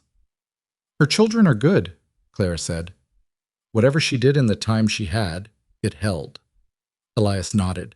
He had the slightly far-away look of a man who is inside a memory and is not entirely present in the room. "She worried about them," he said. "At the end, she worried about whether they'd be all right, whether I'd manage." "They're all right," Clara said. "You're managing." "Because of you." "Partly," she said. "Mostly because of what she built in them before she left. That's hers. I'm just working with what's already there." He looked at her for a moment with that wordless expression that she had started privately to think of as the expression that came when she said something he hadn't expected and didn't know what to do with. "Clara," he said. "Yes." He crossed the kitchen in 3 steps and put his hands on either side of her face, carefully, the way you'd hold something you were afraid of damaging, and he kissed her. It was not an elaborate kiss. It was brief and direct and completely without pretense. When he stepped back, he looked at her with the same careful directness. "That's been wanting to happen for a while," he said. She looked at him. Her heart was doing something she had not given it permission to do. "Yes," she said, "it has." "All right," he said, as if they had just agreed on something practical, which, in a way, they had. He went back to the table. She went back to dinner. The kitchen was quiet and warm and smelled like the beans she'd been watching all afternoon, and neither of them said anything else about it, which felt exactly correct. The letter arrived on a Friday in mid-October. Clara recognized the handwriting on the envelope before she even turned it over. She had seen it on legal correspondence and on the cards that came with the occasional delivery from town. It was Margaret Carr's handwriting. Deliberate, slightly ornate, the handwriting of a woman who believed that penmanship communicated character. She brought it inside and set it on the table in front of Elias without comment. He looked at it. Then he picked it up and opened it. She watched his face as he read. It moved through several things, a tightening first, then something flatter, then something that was closest to the controlled version of irritation that she'd seen him wear when something required a response he wasn't sure he wanted to give. He set it down. "She's inviting us to dinner," he said. Clara raised an eyebrow. "Is she?" "At her house, Sunday. You and I and the children." He looked at the letter again. "She says she'd like to properly welcome the newest member of the Boone household." He paused. "And she uses the word properly in a way that does a lot of work." "She wants to evaluate me in her own setting," Clara said. "Yes. And make a determination about whether you still need her intervention on the children's behalf." "Yes." Clara looked at the letter from across the table. She had not met Margaret Carr. She knew her through reports, Louise Harding's careful references, Elias's brief account of her 3 months of correspondence about Laramie, Rose's matter-of-fact mention of the letters that had arrived. She had built a picture, which was probably incomplete, of a woman who confused influence with care and had decided that the best thing for 2 grieving children was removal from the only home they'd ever known. "We'll go," Clara said. Elias looked up. "You want to go?" "I didn't say I wanted to," she said. "I said we'll go. There's a difference." She looked at him. "She has standing in this town. You need this county's cooperation for the ranch, and avoiding her will not make her go away. It will give her a story about why you're avoiding her, and she'll tell it at every available opportunity." He stared at her for a moment. "You've given this some thought." "I gave thought the day Louise Harding first mentioned her name," Clara said. "I've been waiting to see what direction she moved." He looked at the letter again, then at Clara. Then he did the thing that was not quite a smile, but had become, over these weeks, one of her favorite things to witness. "All right," he said. "Sunday." The Carr house was the largest in the county, which Clara registered without being particularly impressed by it. Size in houses, as in most things, told you what someone prioritized, and not necessarily what they were. The inside was full of the specific kind of order that is maintained by someone for whom order is a performance as much as a preference. Everything precisely where it was placed, nothing worn or loved enough to look used. Margaret Carr was a tall woman in her late 60s with white hair and sharp eyes, and the posture of someone who had never, in her entire life, slouched. She received them at the door with an expression that was courteous in its surface and extremely busy underneath. Clara was pleasant. She wore the better of her 2 dresses, and she stood straight, and she looked Margaret Carr in the eye from the first moment and did not look away. Margaret's eyes moved over her with the efficiency of someone conducting an assessment they have been waiting some time to conduct. "Mrs. Boone," she said. "Mrs. Carr," Clara said. "Thank you for the invitation." The dinner itself was elaborate in a way that felt pointed. Multiple courses, good china, a level of preparation that said clearly, "This is what proper looks like, and I am watching to see whether you know the difference." Clara ate correctly and spoke when spoken to, and did not speak when not spoken to, and listened carefully to what was actually being communicated under the words being said, which was considerably more interesting than the words themselves. Margaret asked Jacob about his reading. Jacob answered in full sentences with the particular careful politeness he deployed when he knew he was being evaluated, which told Clara that this was not his first dinner at Margaret Carr's table. Margaret asked Rose about her lessons. Rose, who had no particular ability to be anyone other than herself under any circumstances, said she was learning embroidery and that Clara was teaching her, and that she had done 2 handkerchiefs already, and one was much better than the other. Margaret's expression moved slightly at the mention of Clara teaching her something, a small recalibration. Margaret asked Clara about Ohio. Clara told her what was relevant and no more. She was pleasant and specific and gave nothing that was not asked for. "You've settled in well," Margaret said. It was said in the tone of a statement that is actually a question. "I work hard," Clara said. "The ranch needs work. Those things fit together." "The children seem—" Margaret paused. "Settled." "They are," Clara said. "They're resilient. They had a good foundation."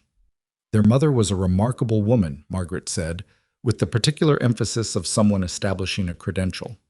"I'm certain she was," Clara said. "Her children are evidence of that every day." Margaret looked at her. It was a long, direct look of the sort that passes between women who are both paying careful attention and both know the other is paying careful attention. Something moved in Margaret's expression. An adjustment, small but real. Elias, she said, turning to him, the north fence, Frank Delvray was asking about whether you'd had trouble at the boundary. The conversation moved. Clara let it move and followed it when it came back to her and redirected it when it needed redirecting, and by the end of the evening, something had shifted in the room in a way that was difficult to pinpoint precisely, but was evident in the way Margaret stood at the door to see them out. She took Clara's hand rather than simply nodding. It was a brief handshake, firm and dry, and Margaret looked at her with an expression that had lost most of its evaluation and replaced it with something closer to acknowledgement. "The children are fortunate," she said. "The children are good," Clara said. "The fortune goes both ways." In the wagon on the way home, Jacob said from the back, "She's not so bad."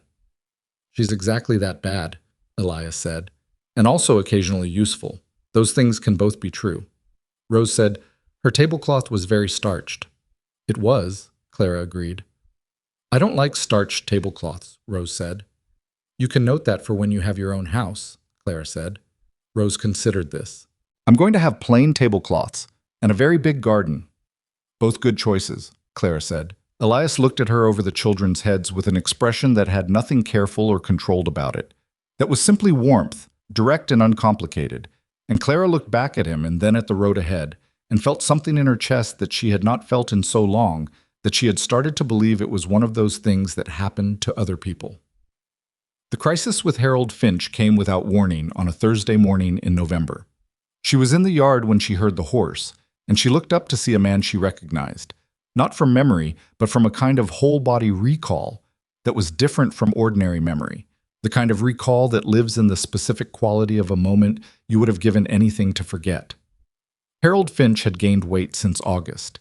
He was wearing a better coat. He rode into the yard with the careful, studied ease of a man who has rehearsed something and is now trying to make the rehearsal look like natural behavior. She stood where she was. She set down what she was carrying. He stopped the horse and looked at her. She looked back at him with nothing in her expression to help him. "Miss Whitmore," he said, and then seemed to realize the error of it. "Mrs. Boone, I heard—" He stopped. "You look well." "I am well," she said. He got down from the horse. He was doing the thing men do when they've come to say something they know will not be well received and are managing their approach.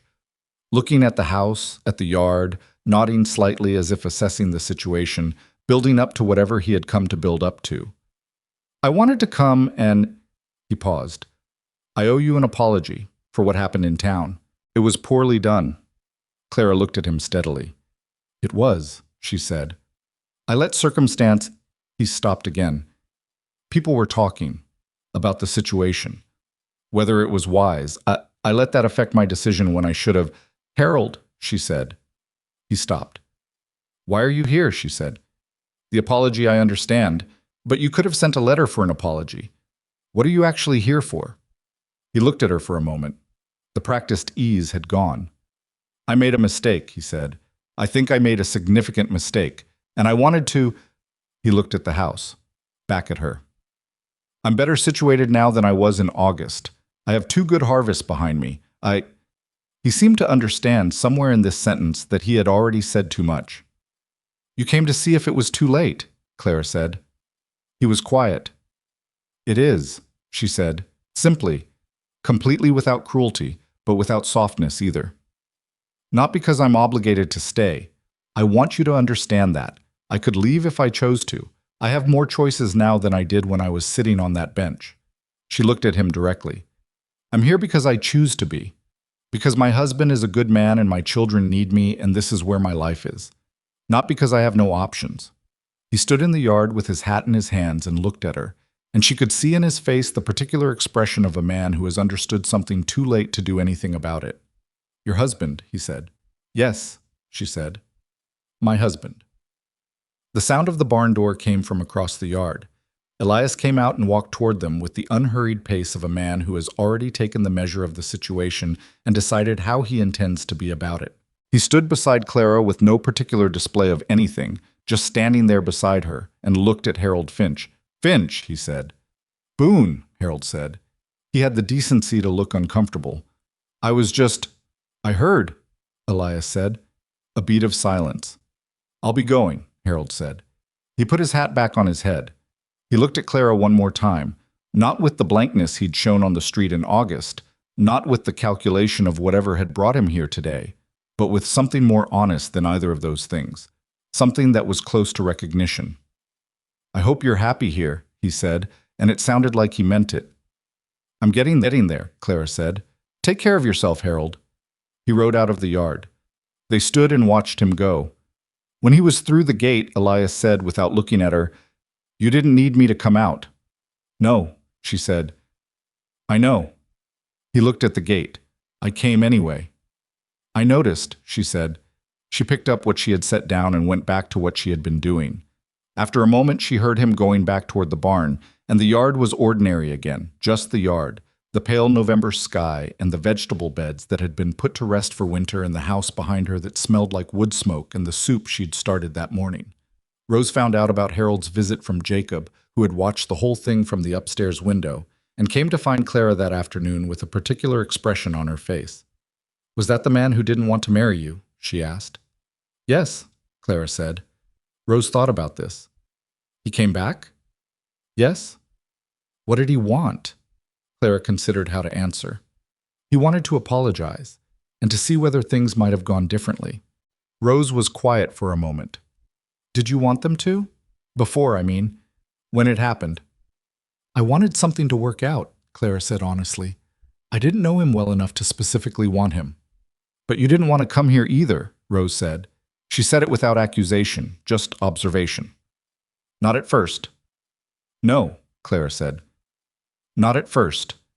Rose sat down at the kitchen table in the chair that had become her chair over these months, the one slightly pulled out from the others, angled toward the stove. Are you glad now? She asked. That it worked out this way instead of the other way? Clara looked at this girl who had told her I already have a mama with complete honesty, and then put her hand in Clara's palm in the gray morning light after a fever broke. Who had come through the garden fence gate without asking and just started working. Who called her name at the end of the day in the particular way that meant she was looking for her, not for her father, not for Jacob, for her. Yes, Clara said. I'm glad. Rose nodded, satisfied, as if this confirmed something she had already suspected. I told Jacob you would be, she said. He didn't believe me. He thought you might leave after the fever. He was scared. I know, Clara said. He didn't say so. Jacob never says so, Rose said, with the particular wisdom of a younger sibling who has had years to study the one above her. You just have to know anyway. I know, Clara said. You just have to know anyway. That evening, Elias came to find her after the children were in bed. She was at the kitchen table with the account books open in front of her and the lamp turned up, doing the winter calculations. What the harvest would carry, what they'd need in spring, where the margins were thin and where there was a little room. There was more room than there had been in August. Not much, but real. He sat down across from her and looked at the books and then at her. I have something for you, he said. She looked up. He put an envelope on the table in front of her. It was addressed in handwriting she didn't recognize, a woman's hand, careful and small. The return address was Missouri. My sister wrote back, he said. I told her about you, what you did during Rose's fever, how things are. He paused. She wants to meet you. Clara looked at the envelope. What did you tell her? The truth, he said. That I married a woman I barely knew because she was the most determined person I'd ever seen sitting on a bench, and that it turned out to be the best decision I'd made in years, and that I'm still not entirely sure I deserved it. He paused. She said that's not how deserving works. She said that's just how luck works when you're finally paying attention. Clara looked at the envelope for another moment. Then she picked it up and held it. I'll write her back, she said. She'd like that.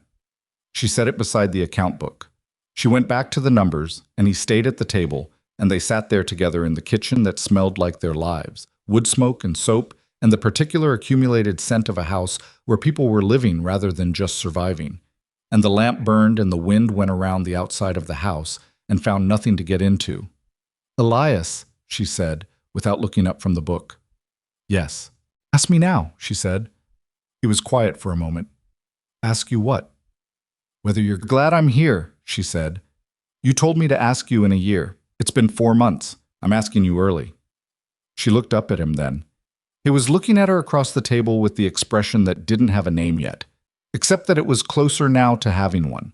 It was closer to something she recognized as the kind of look that is not performing anything, not managing anything, not carrying anything other than exactly what it appears to carry. "Yes," he said, "more than I know how to say." She held his gaze for a moment. Then she looked back at the numbers. "Good," she said. "That's the right answer." Outside, the night was cold and full of stars, the kind that pressed down on everything out here, enormous and indifferent and present. Inside, the lamp made a small warm circle that held them all. The sleeping children upstairs, the man across the table, the woman with the pen and the account book, and the 4 months of hard, ordinary, difficult, beautiful life that had brought her to this kitchen, this chair, this particular evening. She turned a page in the account book and kept working. Winter came to Crosswind Ranch the way it came to everything out on the frontier, without asking permission and without much concern for whether you were ready. The first real snow fell in December, blanketing the yard and the garden beds and the fence lines that Elias had spent the fall finishing, and Clara stood at the kitchen window with her coffee and looked at it and felt, for the first time since Ohio, that she was looking at something that belonged to her. Not the snow. The view. The particular shape of this place in winter light. She had been at Crosswind 5 months. 5 months was not a long time. She knew that. She had lived enough of her life to understand that 5 months of something good did not cancel out the years that came before it, and that the feeling of arrival, the feeling she was beginning to identify in herself tentatively, the way you test ice before putting your full weight on it, was not the same as permanence. Things could still go wrong. The ranch was still tight financially. The winter could be hard.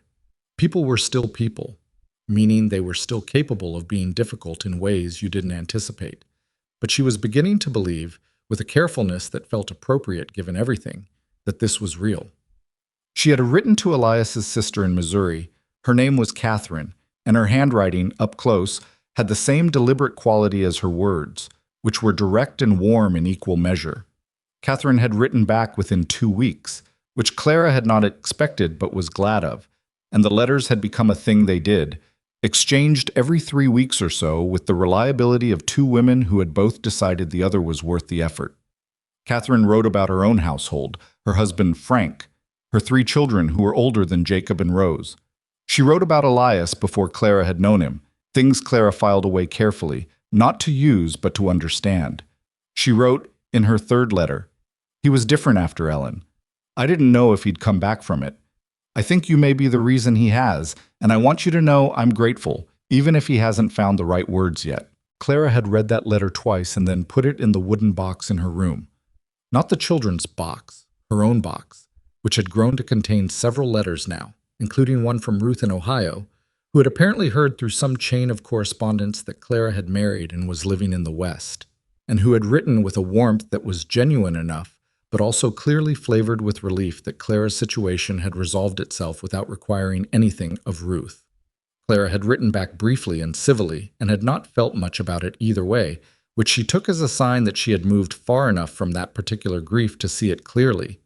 It was Catherine's letter she kept. The first letter she wrote to other women came out of something that was not planned. It started with Vera Pell. Vera came to the ranch in January with the specific expression of a woman who is carrying something she doesn't know what to do with. She sat at Clara's kitchen table with coffee and said, without much preamble, "I have a woman coming in on Friday's train. 3rd advertisement I've placed for her. First 2 men withdrew before she arrived. This one," she paused, "he's decent enough. I believe he'll follow through, but she doesn't know that. All she knows is what happened twice before." Clara looked at Vera. "What do you need from me?" "I don't know exactly," Vera said. "I thought, you know what it's like, to arrive here and have it go wrong. I thought if there was something I could tell her, something useful." "Bring her here," Clara said. Vera looked at her. "To the ranch?" "Before you take her to meet him. Bring her here first." The woman's name was Harriet Bloom, and she was 43 years old, and she stepped off the train on Friday with 2 bags and the expression of someone who has braced themselves for impact and is waiting to find out where it lands. Vera brought her to Crosswind in the late afternoon. Harriet sat at the same kitchen table and accepted coffee with both hands wrapped around the cup, the way people hold things when they are cold in a way that has nothing to do with temperature. Clara sat across from her and did not say that everything would be fine, because she didn't know that, and because Harriet was clearly not a woman who would be helped by being told things that hadn't been established yet. Instead, she said, "I arrived here in August with $11 and 3 rejection letters and sat on a bench in Dry Creek Crossing while half the town watched." Harriet looked at her. "You did?" "Yes." Clara wrapped her own hands around her cup. "I'm telling you that not so you'll feel better, but so you'll understand that I know what it feels like to be exactly where you are, and that where you are right now is not where you'll end up." "How can you know that?" Harriet asked. Not argumentative, genuinely asking. "I can't," Clara said, "but I know what it takes to get somewhere different, and I can tell you what that is, if you want to hear it." Harriet looked at her for a long moment.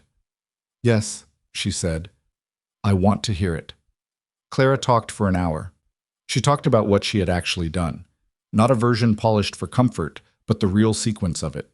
The bench, the wagon, the children's hostility, the kitchen that had needed to be rebuilt from the ground up, the accounts, the fever, the work, which was relentless and real and not going to be finished. The moments when she had wanted to be somewhere else and had stayed anyway, not from nobility, but from the practical understanding that there was nowhere else to go, and that this, specifically this, was what she had. Harriet listened without interrupting. When Clara was done, she was quiet for a moment. "You make it sound hard," she said. "It is hard," Clara said. "Anyone who tells you otherwise is selling something." "But you'd do it again." Clara thought about this honestly. "Yes," she said. "Not because it was easy, because it was mine, because I did it, and it became something I could stand inside of." Harriet went to meet her intended the next morning. 3 weeks later, Vera reported that the arrangement had held, and the wedding was planned for spring. She came to the ranch to tell Clara with the expression of a woman who is recalibrating something she thought she understood about her own work. "You should do that again," Vera said. "What you did with Harriet." "It was a conversation," Clara said. "It was more than that." Vera looked at her directly. "I've been placing these arrangements for 6 years. I give women information. You gave her something else. Whatever that was, it made a difference." Clara thought about it. That evening, she sat at the kitchen table after the children were in bed, and Elias was reading near the fire, and she took out paper and began writing, not a letter to anyone specifically, just what she would say, to a woman on a train, to a woman on a bench, to herself in August, if she could. She wrote for 2 hours. She crossed out the parts that sounded like advice and rewrote them as what they actually were, observations, things she had noticed to be true. The draft was imperfect and uneven, and in some places too blunt, and in others not blunt enough, and she set it aside and went to bed. She rewrote it twice over the following 2 weeks. The final version was 4 pages, written plainly, with no promises in it and no comfort that wasn't honest. She gave it to Vera. "For the next woman," she said. Vera read it at the table. When she finished, she looked up with an expression Clara didn't immediately identify, and then did. It was the expression of someone who has been handed something they already know is useful before they've had time to understand why. "Can I copy this?" Vera asked. "You can keep it," Clara said.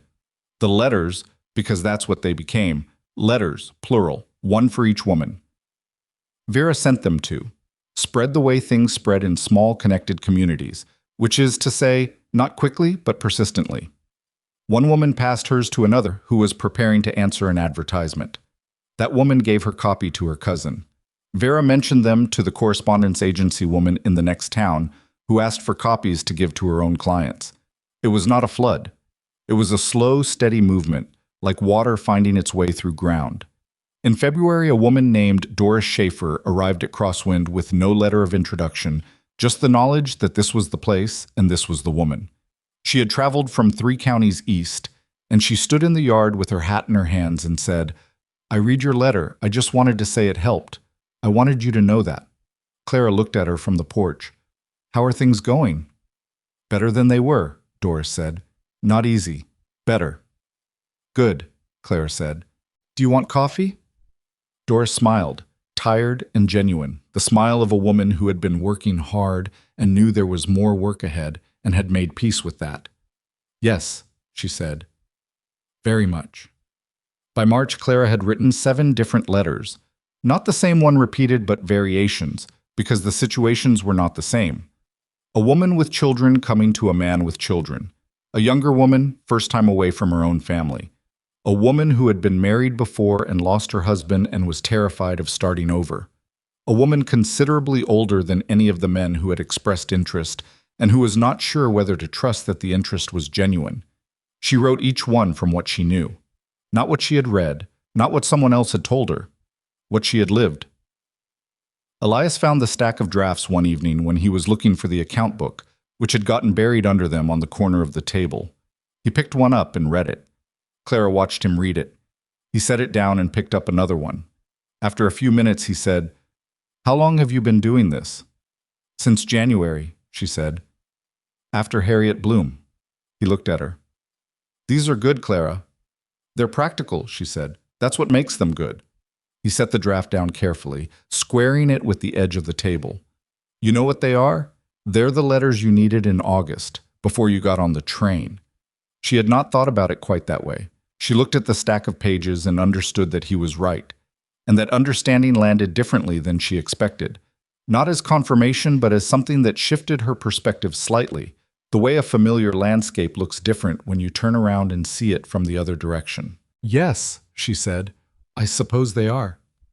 Spring came, and with it the things that spring brings to a working ranch. The urgent, overlapping demands of planting and calving and repair, and the general sense that there is more to do than there are hours for doing it. Clara planted the garden in the first week of April, with Rose alongside her, both of them in the dirt, neither of them wearing anything they cared about. Rose had strong opinions about where things should go this year, informed by watching last year's garden and by a practicality she had clearly inherited from somewhere. "The beans should be further from the squash," Rose said. "They crowded it out." "You're right," Clara said. Rose looked pleased in the particular way of someone who has been right and knows it and is trying not to make too much of it. "I was watching all summer," she said. "I know," Clara said. "I saw you watching." "I watch everything," Rose said, without self-consciousness. "I know that too," Clara said. Jacob was 13 that spring and was growing in the way boys grow at that age. Not proportionally, but in pieces, one part outpacing the others, currently his hands and his feet, which had gotten ahead of the rest of him. He was increasingly useful on the ranch, which Elias treated not as an expectation, but as something to be remarked on and appreciated, which Clara had said to him once and only needed to say once. He had opinions about the cattle and about the fence and about a drainage issue in the east pasture that turned out to be accurate and which Elias took seriously and acted on, which Jacob tried not to appear proud about and failed. He still called her Mama sometimes. Not always. There were days when she was Clara, and that was fine. That was its own kind of normalcy. But there were days, especially when something had happened, and he needed to say it to someone, and she was the one there, when it was Mama, automatic and unguarded, and Clara had learned to receive it as exactly what it was. Not a replacement of anything, but an addition to what he already had. Something that existed alongside the memory of Ellen rather than in competition with it. Rose had stopped worrying about whether she would forget. Clara wasn't sure exactly when this had happened. It wasn't a single moment, but a gradual thing, the way most real changes are. She still kept the wooden box. She still looked at the handkerchief sometimes. But she had stopped asking whether the looking would hold the memory, which told Clara that she had arrived somewhere more secure in herself. That she carried Ellen not as something that needed constant tending to stay alive, but as something that was simply part of her. Permanent in the way that formative things are permanent. One afternoon in May, Rose found Clara writing at the table. Another letter, this one for a woman Vera had mentioned who was 51 and had decided after a long widowhood to try again. Rose sat down and watched her write and said, "What do you tell them? In the letters?" Clara thought about how to answer. "The truth," she said, "what it's actually like. What I wish someone had told me." "What do you wish someone had told you?" Clara set down her pen. She looked at Rose, 12 now, with her mother's dark eyes, and her father's steadiness, and something else that was entirely her own, something that Clara had watched develop over 2 years and still found difficult to name exactly. It was a quality of attention, a willingness to look at things directly. That belonging isn't something that's given to you, Clara said. You make it by staying when it's hard and working when you're tired and choosing the same thing over and over until the choice becomes part of who you are. Rose thought about this. Is that what you did? Yes, Clara said, not very gracefully. I made mistakes. I was impatient. There were days I didn't know what I was doing. She looked at the letter in front of her. But I stayed. And staying turned out to be the thing. Rose was quiet for a moment. Then she said, I'm glad you stayed. Clara looked at her. Not just because of the fever, Rose said. Before that too. Even when we were difficult. You weren't that difficult, Clara said. Rose raised an eyebrow in a way that was entirely Elias and entirely 12 years old simultaneously. Jacob put a beetle in your shoe. That was Jacob. I let him, Rose said. I knew he was going to do it. Clara looked at her. Did you? I wanted to see what you'd do. Rose's expression was unapologetic, which Clara appreciated. You just put the shoe back on and went outside. You didn't say anything. I said some things, Clara said, to myself, outside. Rose laughed, a real laugh, the kind she had as a child and had gotten back and was now entirely her own, not careful or managed, but genuine. I know, Jacob heard you through the window. Of course he did. We decided after that, Rose said, that you were probably going to stay. Clara looked at her for a long moment. A beetle in a shoe was the deciding factor. How you handled it was, Rose said, with the simple directness that had been her particular quality from the very first day on the doorframe. People show you who they are when things are annoying, not when things are easy. Clara picked up her pen. She thought about that for a moment. Then she wrote it down. Not in the letter she was writing, but at the top of a separate piece of paper because it was true, and it was Rose's, and she wanted it somewhere she could find it again. People show you who they are when things are annoying, not when things are easy. The summer brought travelers. Not many, not a flood, but a steady intermittent presence of people who had heard about the ranch through one connected chain or another. A woman who had received one of Clara's letters and wanted to ask questions in person. A couple who were 2 months into a difficult arrangement and needed to talk to someone who had been through it. A man once, alone, who said almost nothing but sat at the kitchen table for an hour and drank coffee and then said quietly that his wife had left in the spring and he didn't know how to be in the house anymore. And Clara said, because it was the truth. You get up and do the next thing, and then the next thing after that. And one day you realize you've been doing the next thing for so long that it's become a life. He looked at her. Is that what happened to you? That's exactly what happened to me, she said. He went away with the look of a man who had been handed something small but dense, something that would take a while to unpack. Clara washed his cup and put it back on the shelf and went to find out what Elias needed help with in the barn. It was Rose who named it, eventually, with the practical efficiency of someone who believes things should be called what they are. They were all at the dinner table in late summer, the 4 of them, with the windows open and the sound of the evening coming in through the screens. And Rose said, without looking up from her plate, people come here because they need to. It should have a name. Elias looked at her. What kind of name? Crosswind used to just be a ranch, Rose said. Now it's also a place people come to. Those are different things. Different things should have different names. Jacob said, it's still a ranch. It's also the other thing, Rose said patiently. 2 things. Clara looked at her plate, then at the window. At the summer dark outside and the lit circle of the kitchen inside, and the 4 people around this table who were, against every reasonable expectation, a family. Crosswind is enough, she said.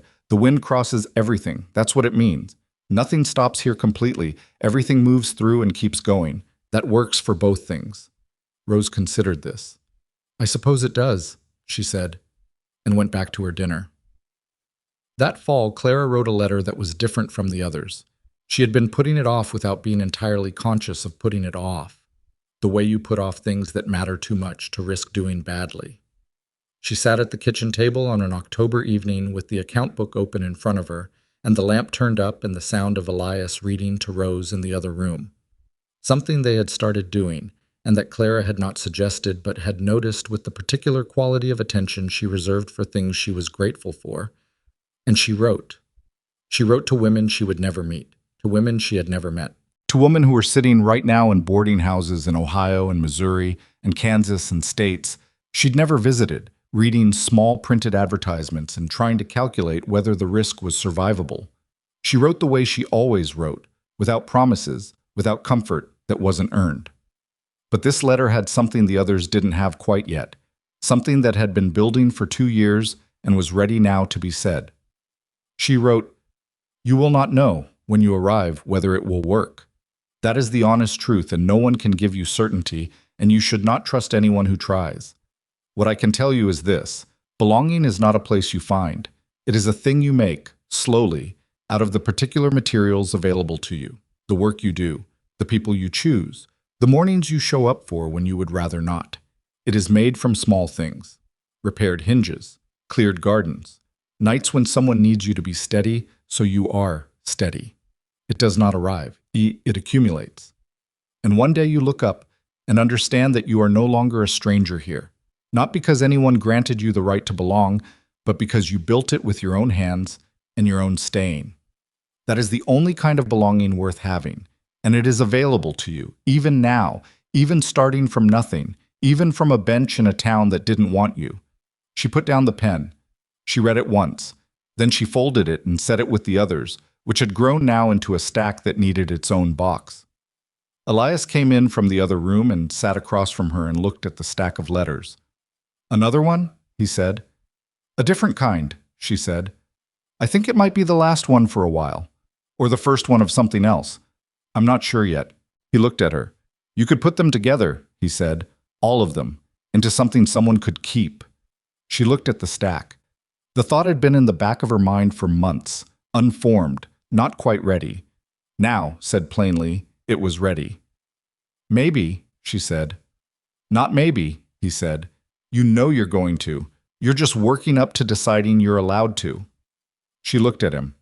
He was right, which she did not feel the need to confirm out loud since he clearly already knew it. "I'll think about it," she said. "Think about it," he agreed. "While you're thinking, I'll make coffee." He got up and went to the stove. Clara looked at the stack of letters and at the account book with its real and manageable numbers, and at the window where the October dark had come down over the ranch that was hers, that she had made, that she had stayed for, that had accumulated around her like the evidence of a life that was genuinely being lived. The following Sunday, a wagon came up the track in the late afternoon. Clara was on the porch and saw it from a distance. A man driving, a woman beside him, the particular configuration of two people who are together and still getting used to it, who haven't yet learned to sit in a wagon side by side without both of them being very conscious of the space between them. Rose appeared beside her at the porch railing. "Who's that?" "I don't know," Clara said. "We'll find out." They came into the yard and the man helped the woman down in the careful, deliberate way of someone who is still trying to prove something. The woman was young, younger than Clara had been when she arrived, and she looked at the house and the yard and at Clara standing on the porch with the particular expression Clara had seen many times now and recognized completely. Not hope, exactly. The thing underneath hope, the thing you carry before you're willing to hope, because hope costs too much if it goes wrong again. Clara came down off the porch. "I'm Clara Boone," she said. "This is Crosswind. Come inside. I'll put water on." The woman looked at her. In her face was the question she hadn't yet found words for, the question that had brought her here across however many miles, the question Clara had been answering in one form or another for 2 years. "It's going to be all right?" the woman asked. Clara looked at her steadily. "I don't know," she said. "I won't tell you that, but I'll tell you what I know, and what I know is real, and you can decide what to do with it." The woman looked at her for a long moment. Something in her face shifted. Not relief, not yet, but something adjacent to it. The thing that happens when someone finally tells you the truth instead of what they think you need to hear. "Okay," she said. "Yes, thank you." They went inside. Rose took their horse. Jacob appeared from somewhere to help with the bags. Elias came in from the barn and shook the man's hand and asked him a direct question about the road conditions, which was his way of making a stranger feel like a person rather than a visitor. Clara put water on. The kitchen filled up with the sound of people and the smell of coffee beginning and the ordinary particular noise of a house where life was happening. Not smoothly, not without difficulty, not without the accumulated weight of everything that had brought each of them here, but happening. Fully, genuinely happening. 2 years ago, she had sat on a bench with $11 and nowhere to go, and the worst thing about it had not been the rejection or the humiliation or the fear, though all of those were real. The worst thing had been the silence of a future that seemed to have nothing in it. No shape, no direction, just the open, indifferent expanse of a life that had stopped making sense. She had not known then what she knew now, that the shape comes later, that it comes from doing the next thing, and the thing after that, and staying when you want to leave and working when you're tired and choosing, over and over, not once but continuously, to be present in the life you actually have, rather than mourning the one you expected. She had not known that the closed doors were not the end of the story. She had not known that the bench was not the bottom. She had not known that 4 miles north of that town, at the end of a road she hadn't chosen, there were 2 children who needed her and a man who would come to love her, and a garden that needed tending, and a kitchen that needed organizing, and a life that needed, most of all, someone willing to stay and build it. She knew now. She poured coffee and brought it to the table and sat down across from the woman who had come with her questions and her careful face and her underneath hope, and she began to talk. Outside Crosswind Ranch, spread out in the last of the afternoon light, the mended fence lines, the garden coming down for fall, the barn in good repair, the track that wound back toward the road. Not perfect, not finished, never finished, because a working life is not a thing you complete but a thing you tend season after season, with the understanding that the tending itself is the point. Clara talked. The woman listened. And the light moved across the floor the way it always did, slow and particular and entirely indifferent to the human business of the room, which was exactly as it should be. Because what was happening at that table was not about light or luck or the favorable arrangements of the world. It was about a woman who had made a choice on a bench, and another choice in a wagon, and 1,000 more choices after that in kitchens and gardens and fever-lit rooms in the dark hours before dawn. Every one of them hers, every one of them made. That was all belonging ever was. That was all it ever needed to be.